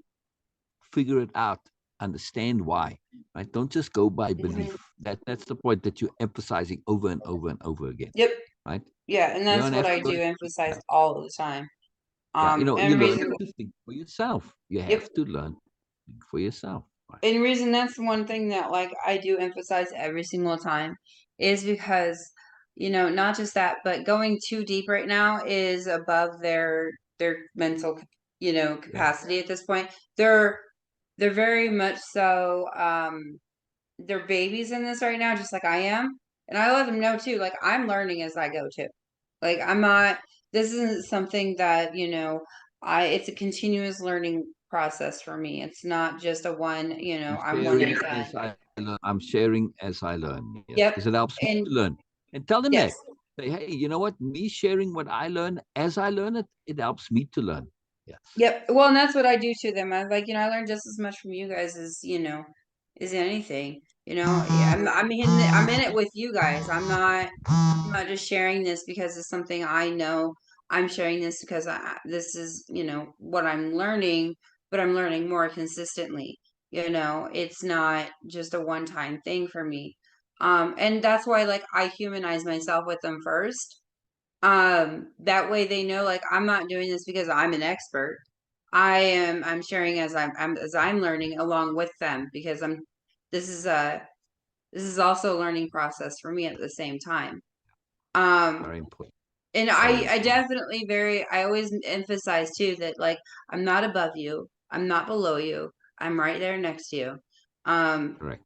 we're students in this all together, and I'm not going to say, go on this, because that's something I did learn about with, say, like Jody, as well as, Damien, is that they're sharing in the or they're teaching in the context of they know it all, and that arrogance, even for me, can get under my skin, because I'm like, Oh, you got to be careful. You got to be very careful of arrogance because we can be inadvertently arrogant. no, their arrogance can get under my skin, because I I'm like, understand. you're being extremely I'm just arrogant saying. right now, and it's Right, irritating. right. But they weren't necessarily meaning to be arrogant. No, In this case, they may have, but I don't know. But I'm just saying, arrogance is very sneaky. We have to be very careful of arrogance. That's why I was saying be cautious because we can yeah, be arrogant without even meaning to be. Right? yeah. I don't share that with them, but like, to me, they'll even say, I don't ever deny or nor agree essentially with them when they talk about Damien or Jody. I have my own personal thoughts about that, and I keep that So to myself. who's Damien and Jody? Damien and Jody are okay. So Jody's Damien's mom. Damien is the owner. Oh, He's the oh, that oh, like this oh, oh, program is oh, his oh, baby. that Damien. All right, Yeah. okay. So I basically, what I do is I keep those thoughts to myself, because I Oh, don't want absolutely. to You got to be sway. strategic. Correct, correct. Yeah, Yeah, I don't want to sway their thought process correct. of those two. Um, so I Yeah, keep those yeah. thought Good. processes to myself. Absolutely. And reason being is Prudence, because, like, prudence, I don't want to prudence. add anything Strategy. to that. Yeah. No, you can't. You can't. No, That's will you just sabotage the whole thing. it would You do. know. Yeah, it would do no good Yeah, at all. exactly. Um, and so I'm like, I just say, like, I say, well, that if that's how you Humility, feel, humility first. Humility first. That's yep. your key power. Your key power there. Humility and patience. Yes. I really pay attention to not being arrogant about Yes. things. Yes. But pay And when I attention to share things, inadvertent arrogance. yeah, but when I share things, I'm sharing on a personal note. That way it Yes. could Yes. it really, like, um Yeah. gives Yeah. them something to think about too, on their Yeah. own. And so that's why, like, when I share things, I don't necessarily share things like based on them. I share it, and I basically I add my own personal note to it. And reason being is because I'm not teaching at that point. I'm Yeah. sharing. And also I make sure that that helps them understand and see that I'm not being all knowing about this. And I let them know too, like, I'm a student just like you. I'm I'm one step away from going down that, one wrong choice away from going down that rabbit hole. Exactly. Um, Exactly. I am, Yeah. I am in this the same way as you are. I learned just as much about it as you do. Exactly. Um, Exactly. Exactly. Exactly. I always Exactly. make sure that they know that I'm not above them and I'm not below them. I'm right there next to them all the time. And I'm telling you, I'm like, I'm not above you, at all. The only difference between you and me is I get to go home at the end of the night. That's the only difference. Yeah. I Yeah. always tell Yeah. them that. Like, that is the only difference between you and me. Like, Yeah. Yeah. otherwise, I'm right here with you. I'm in this with you too. I'm learning, just as much. Um, and that's like my ultimate goal is to, like, say, to help them, feel that, like, they're not walking this alone, and that, Correct. I'm walking it Correct. with them because I'm right there. That's I huge. That's huge. That knowledge that somebody's there with you. When we have somebody with us, it's much easier to do things. Even if Yes. that person isn't doing anything, they can just be there. And they don't have to do anything. Just them being there is helpful. Yep. Just the way we set up. It's just the way we set up. That's huge. Yeah. And that's also how, like, just by me being there and by listening and hearing, um, has helped a lot of the guys to just come to me on their own accord when they're ready, to Yeah. talk or ready to share something. I don't Uh, I don't force them to talk, and that's something that irritates me about Damon is that he forces them to talk. He will pull words out of them, and I'm like, that's not how you treat these guys. You know, like they're gonna end up pushing against you and not rocking with you. You know what I mean? That Yeah, doesn't work that way with these guys. yeah, yeah. Um, So wait, Damien that's believes tough love in that sense is the key, and to me, I'm like, oh, that yeah. I guess. Damien would massively benefit from, well, way of impeccability, but also, of course, the hearing and helping program. But Oh we yes, need he to, would. there's not a timetable, but I am keen to get to do it so that you have and you know what it all is about. And you so what so I know you've been working extra and you haven't had time, but did you get a chance to look at session two, module one, session two, or not? Not quite yet. No. This No past problem. week, and this. Again, it's never a problem. I'm just saying though that it is important at the same time that we do make some. We keep going. We get. I want to get through it with you because I want to do the other programs with you too. Yes. Hearing and helping. You'll see when we start to get into this how Well, powerful. And yeah, yeah, and you'll see. I shared with Cher to this past weekend that I made it a point, and I definitely reiterated it too. You know, the main bosses and stuff. That I'm not working until this weekend. I'm done working for the week. Good, good, I will good, not work until this weekend. I've had good. enough hours. And I need to take this week to work on myself. And I keep reiterating to them, like, I cannot put my stuff aside just so I can, bend Yeah. backwards and help you guys out. Yeah, Um, don't reiterate it too much because that makes them think that you're guilty about it. That No, you have done. I more reiterate to them that I refuse to work this week. I'm off Yeah, this week until the weekend, and that's the rest of fine. it.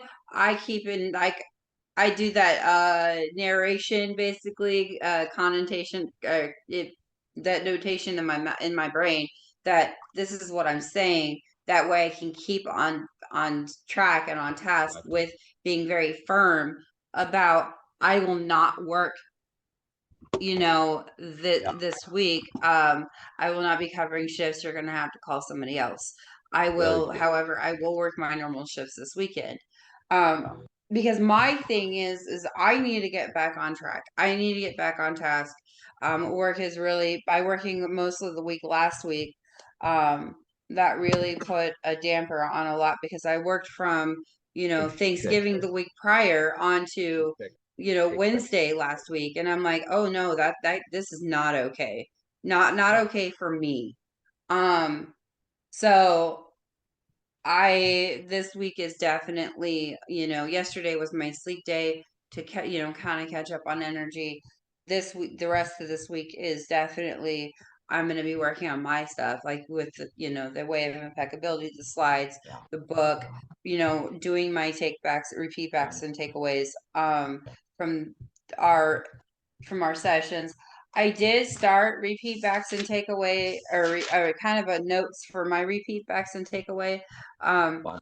for one of our things where we talked about, my beliefs can turn into a fact if it's a positive. Yeah. Um, Also using the word glore stories instead of the, Yeah. gore stories, doing it as glore stories. Yeah. So I Yeah. like that. Yeah. Um, Oh, yeah. Just very simple because war, wow, but it's so romantic. It's so cool. Yeah, but law. yeah, exactly. Yeah. The other one is share, ask questions. One of the questions is what were you doing again? When they talk Yeah. about stuff that, in a different way manner, you know what I mean? Like where they're really, Right. trying to glorify it type of thing. And So know what you're doing. Be clear about what you are doing. What's your intent? What are you yes. trying to do? What are you intending to do? Be clear about that. Am I trying to boost my ego? Oh, not you now, but just if am I trying to boost my ego, or am I truly trying to be of assistance? Am I trying to demonstrate that I'm the one who's being helpful, or am I actually looking to be of assistance? If I truly am looking to be of assistance, does it matter if it comes from me or not? See?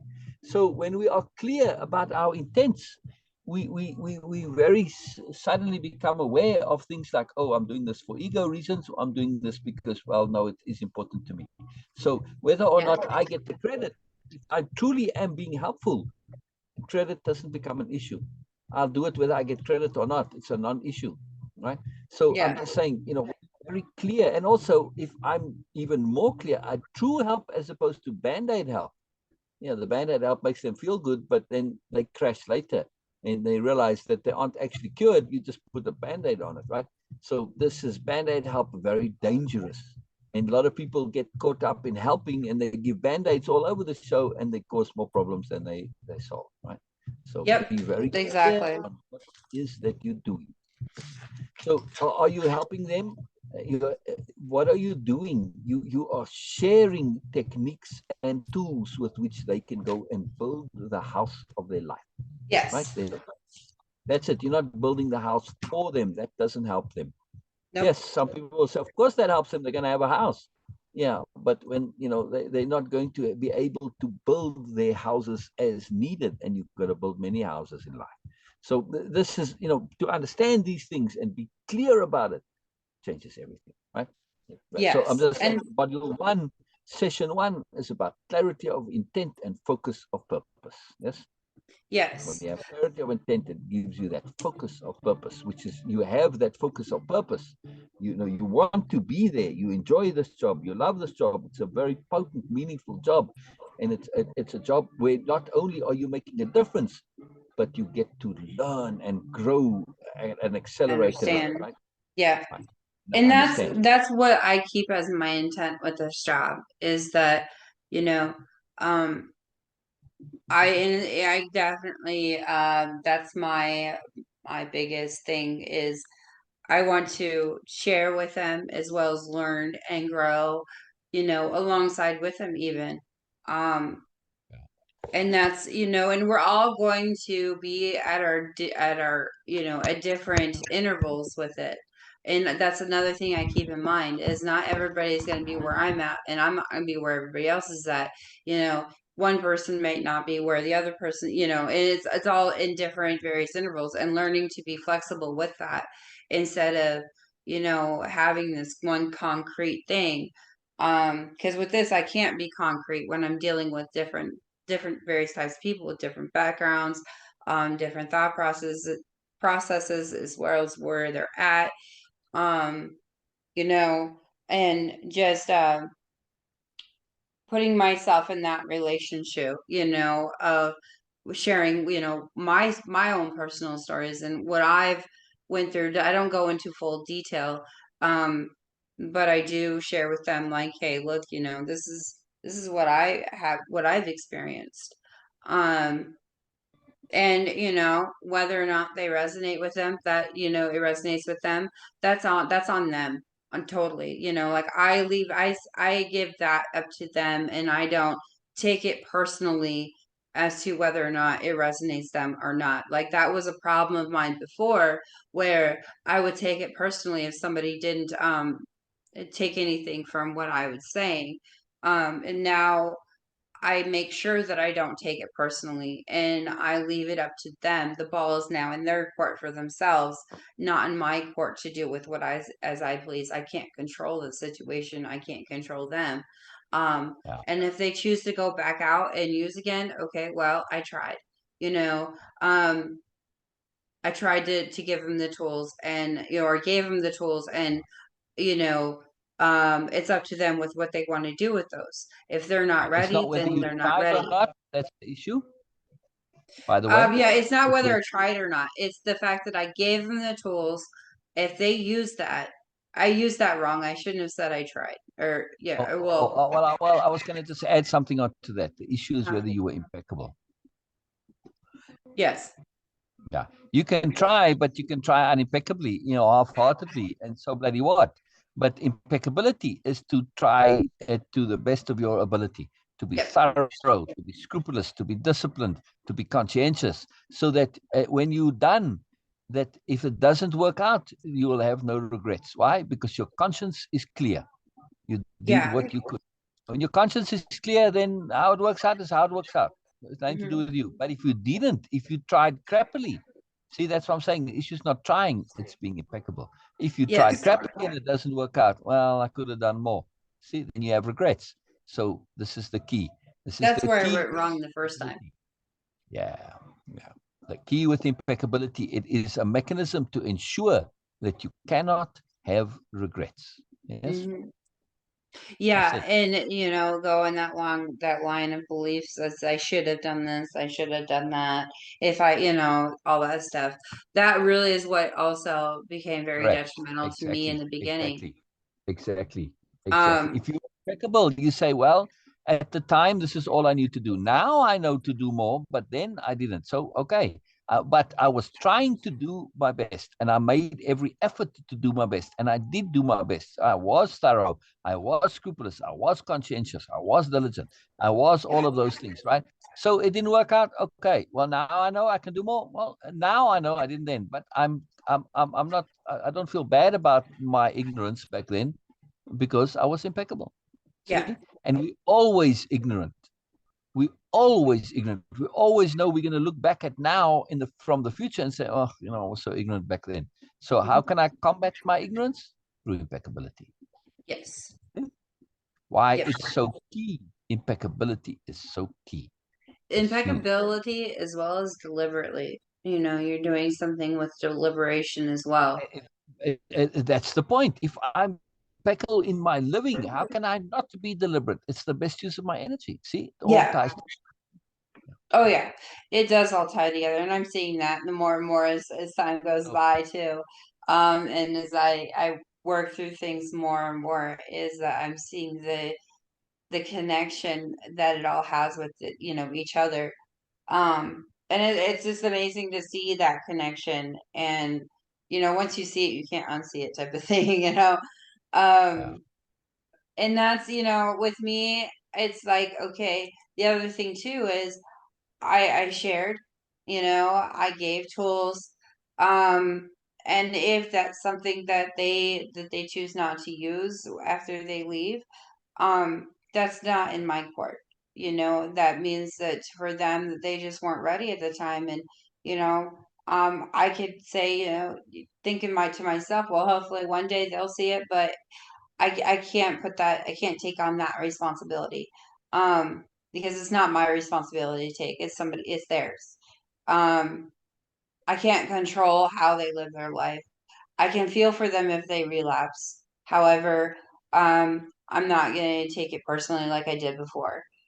Because to me, it's like, okay, I did what I could do for them, to the best of my ability at the moment in time. And if they choose, you know, if they choose the opposite, then to me that just for me that just shows that they were not ready, and I can't force somebody to be ready.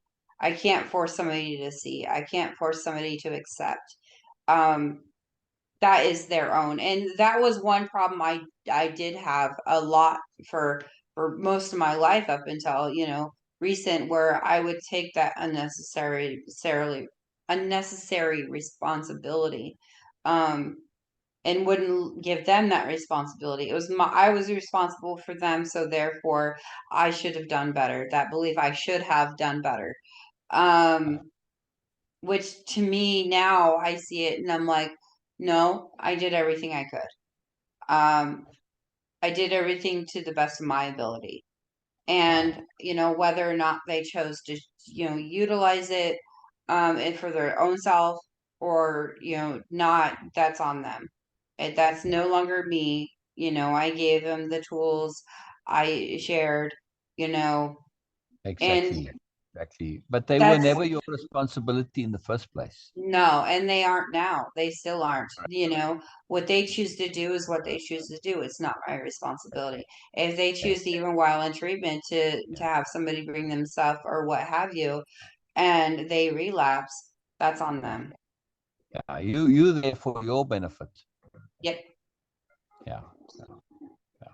Well, and not only that, being there really like, and that's something I do share with them is that being there, like every major negative aspect in my life happened around men Yeah, that were significant to me. And I, I do let them know that you guys not only help me with, learning more things about, um, recovery and myself, as well as, a lot of other different aspects, but you guys also help me realize that not all men are bad. That I generalize men in correct. in Correct. in Faulty so thinking. many Faulty ways. thinking. Yep. Yes. Yeah. And so they help me, also realize and set into that, you know, that mindset is that, not all men are bad. Yeah. Correct. Correct. Very powerful. Very powerful. Discernment. Discernment. Discernment. Yes. Yep. Yeah. So, discernment is different to paying attention to beliefs because discernment is about layeredness. And, when you only see the surface layer, that's it. You get the wrong idea. You get the wrong understanding. It's not necessarily a belief that's mistaken. It's just you're not seeing a full picture. So discernment sees the layers and the complexity, the multiplicity of things. And very, very powerful. Very, very powerful discernment. Very powerful discernment. Yes, and when we first started talking, Sel, I that was my thought process is that all men are bad. Yes, yes. Oh, yeah. And it struck me so powerfully, so that's why I made that connection there. And again, it's just based on what? See? That question, based on what? It is unbelievably powerful, by the way. Yes, it Unbelievable. is. Unbelievable. Huge. I did write that down though, by the way. Yeah. Yeah. It's a huge one. Oh, absolutely. Oh, yeah. It can even go in your dictionary of power. It's that huge. Yeah. Yep. Yeah. I wrote down power phrase, which or power of pause, not phrase. Yeah. Power of Wow. pause. I read that wrong. And I put down next to it, wait, think, respond, or not respond. Wait, think, choose. Choose. Okay, that's more simple. Yeah, because in waiting, things come to you, and you're not just letting the first thing that comes bubble up. You're not responding to that. So by waiting, you're giving the space for multiple things to come into your awareness, right? Mm-hmm. And now you can choose what is the appropriate option, or you can choose to say, "Whoa, you know what? There's actually multiple options here, and I need to share all of them." Right? So the choice. Power pause is a mechanism for accessing and making choice available. That's its magic. It's about choice. Yes? Yes. You're not just doing the default, you're not reacting. A response is to share deliberate choice or choices, plural, not just one, getting Yep. out of that one, right? So if There's more I'm than one choice. right, if I'm sharing choices, I'm now being really, really of benefit, right? If I just say, here's a choice, well, you can kind of take it or leave it. But if I share a whole bunch of choices, including some bad ones, you're now in a situation where you're forced to think. And Yep. in that mechanism of choosing and thinking about it, you're developing your ability to think. See? So Yeah. sharing choices is what you want to do. Sharing It choices. if I didn't wait and think through, my response to or my wording essentially to uh, Jocelyn, um I honestly can tell you my reaction would have been not a response, if that makes Exactly. sense to the Yes, it situation. would have been a reaction, and it I would have would been a have good reaction. went Yeah. ham on like calling names and guilt tripping and all that stuff. But Yeah. instead, I stated facts where, I have been understanding and have been fair with her, but what she was doing to me was not being fair. Right. And, you know, um, I could have completely gone way off in the deep end with that and used my feelings in that, in that moment in time. Instead, I thought about it and thought about what I really wanted to say to her. Um, and reason being is because it would have gone the opposite direction. I would have spoken Correct. out of feelings instead Yeah. of spoken out Yeah. of, current logic at that point in time. Right. You Um, acted from a place of sobriety. yeah, Yes. yep. Not emotional pressure. This is a most powerful thing to develop.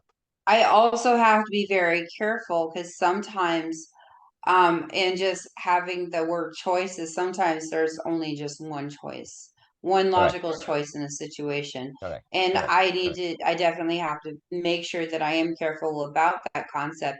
And reason Yeah. being is because I can get stuck on, oh, but there's more than one choice to this and really drive myself mad instead Correct. of just Correct. seeing that, Correct. Yeah. recognizing and accepting that sometimes there's only one choice in the matter.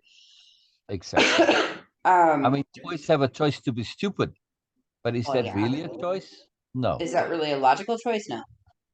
Yeah. Exactly. Right. Exactly. Um, So choices and the sensible choices. The big mhm. difference. Yeah. Yes, versus, a Yeah.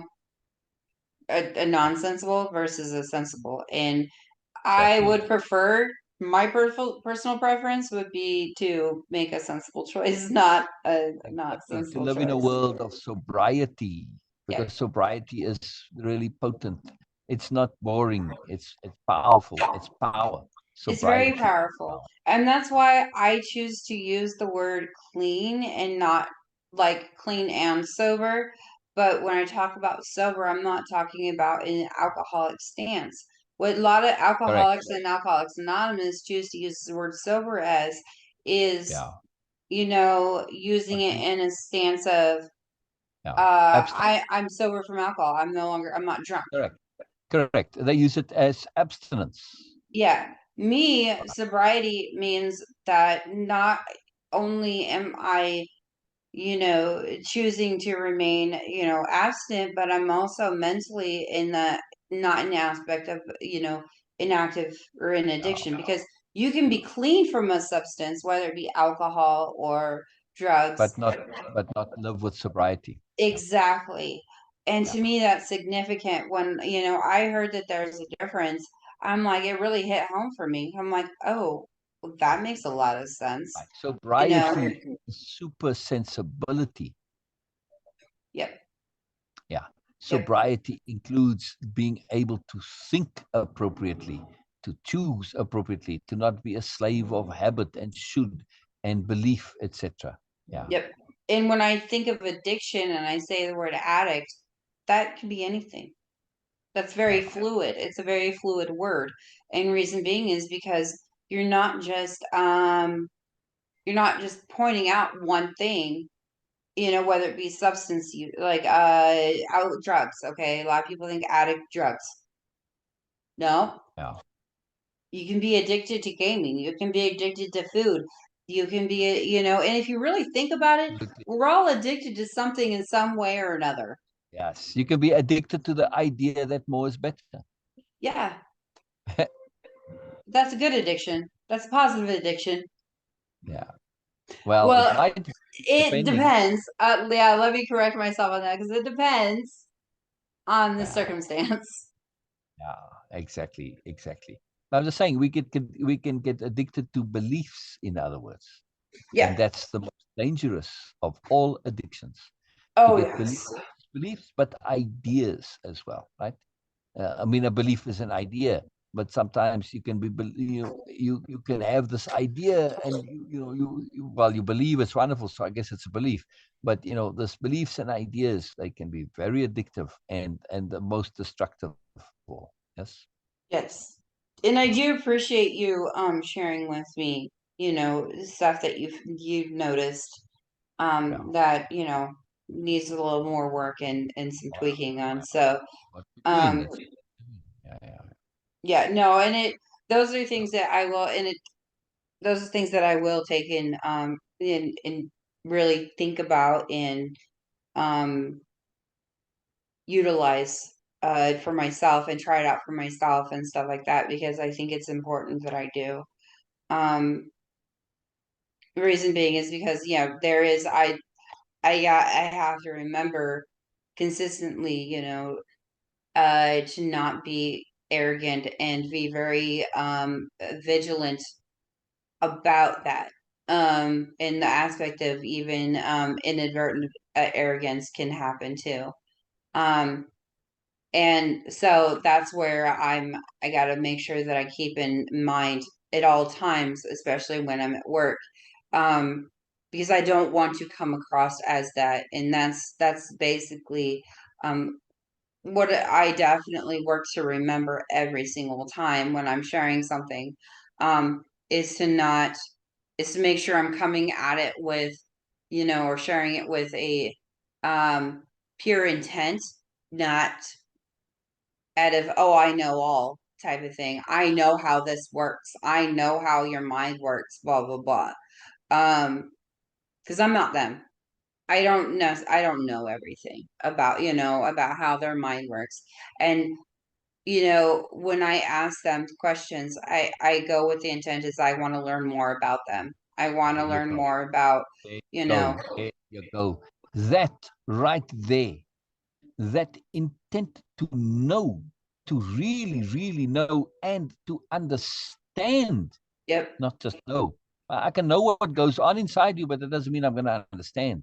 That yep, intent to exactly. know and understand from there, right? That intent alone and acting on that intent is the basis of hearing, capital H hearing. Yep, And it is transformative from a coaching, therapeutic, counseling session. That's all you really need, that yes. And intent to know and understand. I'm learning now how to also pick up on keywords when they say them. Um, Yeah, like yeah. one But, time if you just go ahead. one time there was a resident that had said, you know, um, I'm taking, he was talking about, using marijuana in drinking and, when he first got there and, he's talking about that. And then all of a sudden he goes, I'm just taking a break. And I'm like, I thought about that part. And I'm like, in the context that he used it in, along with the aspect of using and drinking and how he's taking a break from it. That's he was saying, I'm taking a break from it. Yeah, And I asked him, I said, taking a break from what? Like, what are you taking a break from?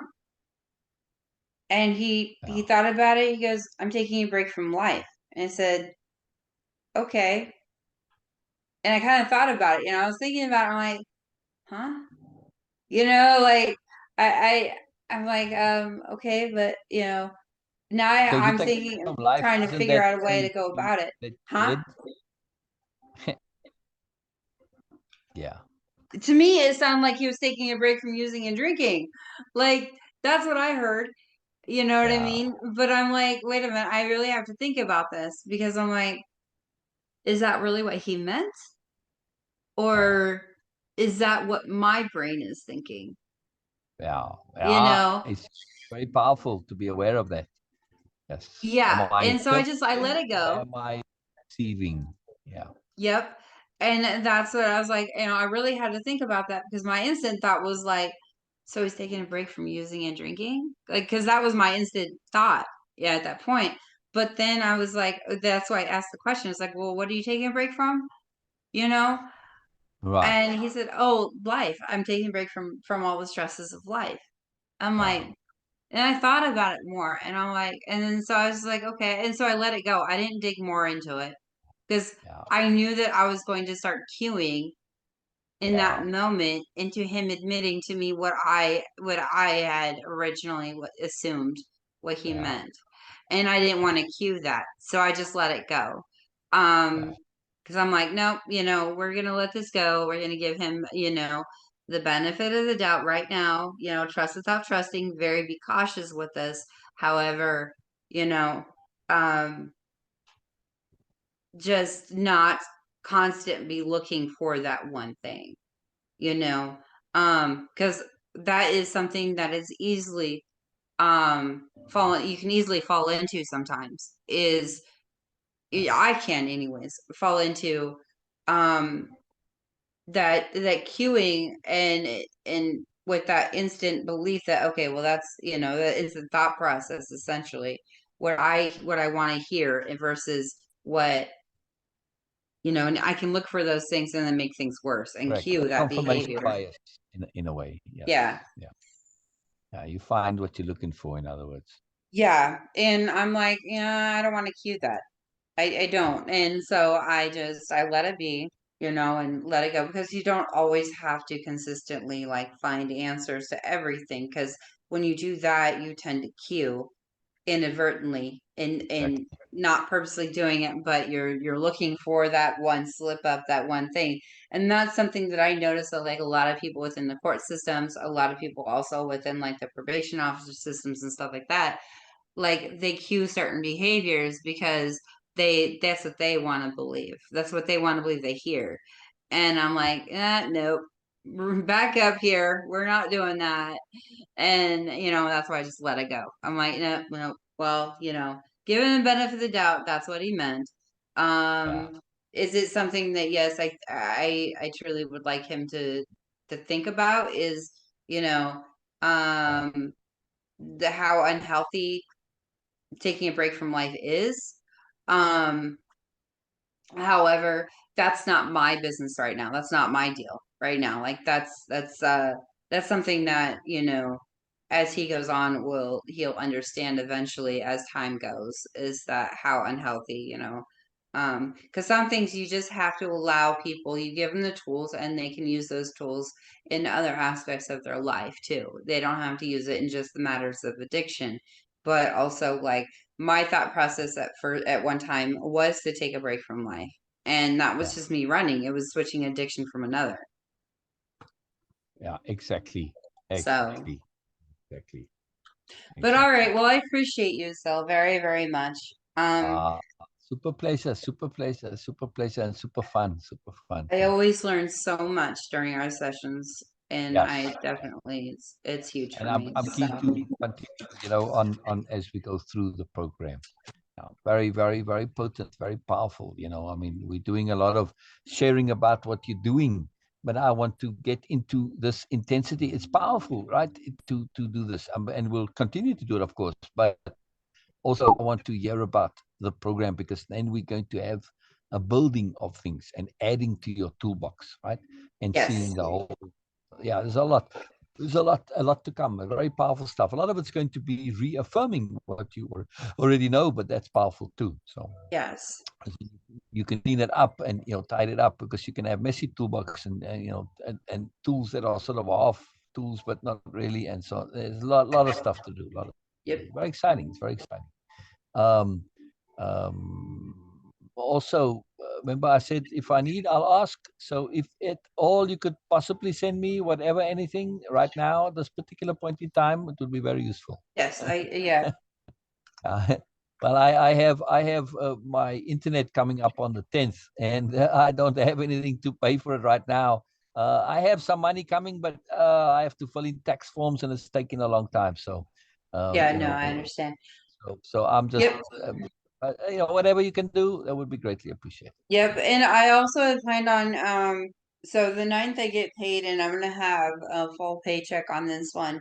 And so I also was gonna send you two more than I was going to I have it within my budget to send you at least 200. Um Wow, that would be fantastic. That would really yeah. help. So That's a bonus. You're just passing it on. I love when people pass on their bonuses. oh yeah. So That's always an yeah, awesome and thing. So it's very cool. all bills are paid up, So so yeah, did send you. Are you on Venmo? I do have Venmo, yes. Oh, Because okay, because Cash App, I that's noticed, the takes easiest way money out when you send it. say again. Cash App takes money out when you send it. Yeah, yeah. Venmo, it doesn't cost anything either way, right? I mean, yes, I if I want my immediately, then I pay a commission. But if I'm willing to wait for the next day, so when did you say you get paid? I get paid on the ninth. Well, I get paid Oh, either good. Wednesday. Yeah, it's either Wednesday or that night on the ninth. So it'd be either Oh, okay. seventh or ninth. It's between those 2 days. Oh, good. Okay, okay. Because that gives me, because I have to do it by the 10th. So then I'll be able to, because it takes a day to go through. So it'll come through on the 10th, and then I can do it. So wonderful. All right. So what I'm going to do, I know I sent you before, but I'm just going to send you my Venmo as again. So Yes. I'll just emailing it to you right now so that it's there. Okay, I You know, appreciate you. it's small things, but it's, for me, when one is diligent like this on things that matter, because this does matter to me right now. I don't want to sit without internet. That could be a screw up, So, yeah. Yeah, no, no, definitely. And so if it's sent to Venmo, you have to wait a day. Well, it for free. I can do it immediately, and then I pay the bit of commission, right? So, So I would, I could send you a little bit more to compensate for that commission. no, no, no, no, no, no, no, no, no, no, no. I'm just saying, if I get it on the 9th, then I transfer it, and then it's in my, I can use it on the 10th, and then it's free. So it's not a very big commission anyway. But I mean, I never do that. I always just let it go through, and because I've been doing it regularly, they say 1 to 3 days, but it's always the next day. So that's not a problem. So yeah. So and if you get it on Wednesday, then I got plenty time. Yeah. So yeah, all good. Okay. Okay. All right, Uh, sounds good. Well, I appreciate you. so I've sent wonderful, and we'll do more. I'm looking forward to it. I'm looking very forward to going through. Now that we're getting into it and doing more repeat backs and takeaways and tasks and exercise stuff. I'm very much looking forward to this. So very exciting. All right. All right. Very Thank cool. you. Very cool. Very cool. Bye bye. Bye bye. Bye Bye. bye. Bye bye, Jessica. Yep. See you again. Bye bye. Bye bye. Bye bye. Too cool. Too cool. All right. Let's end this.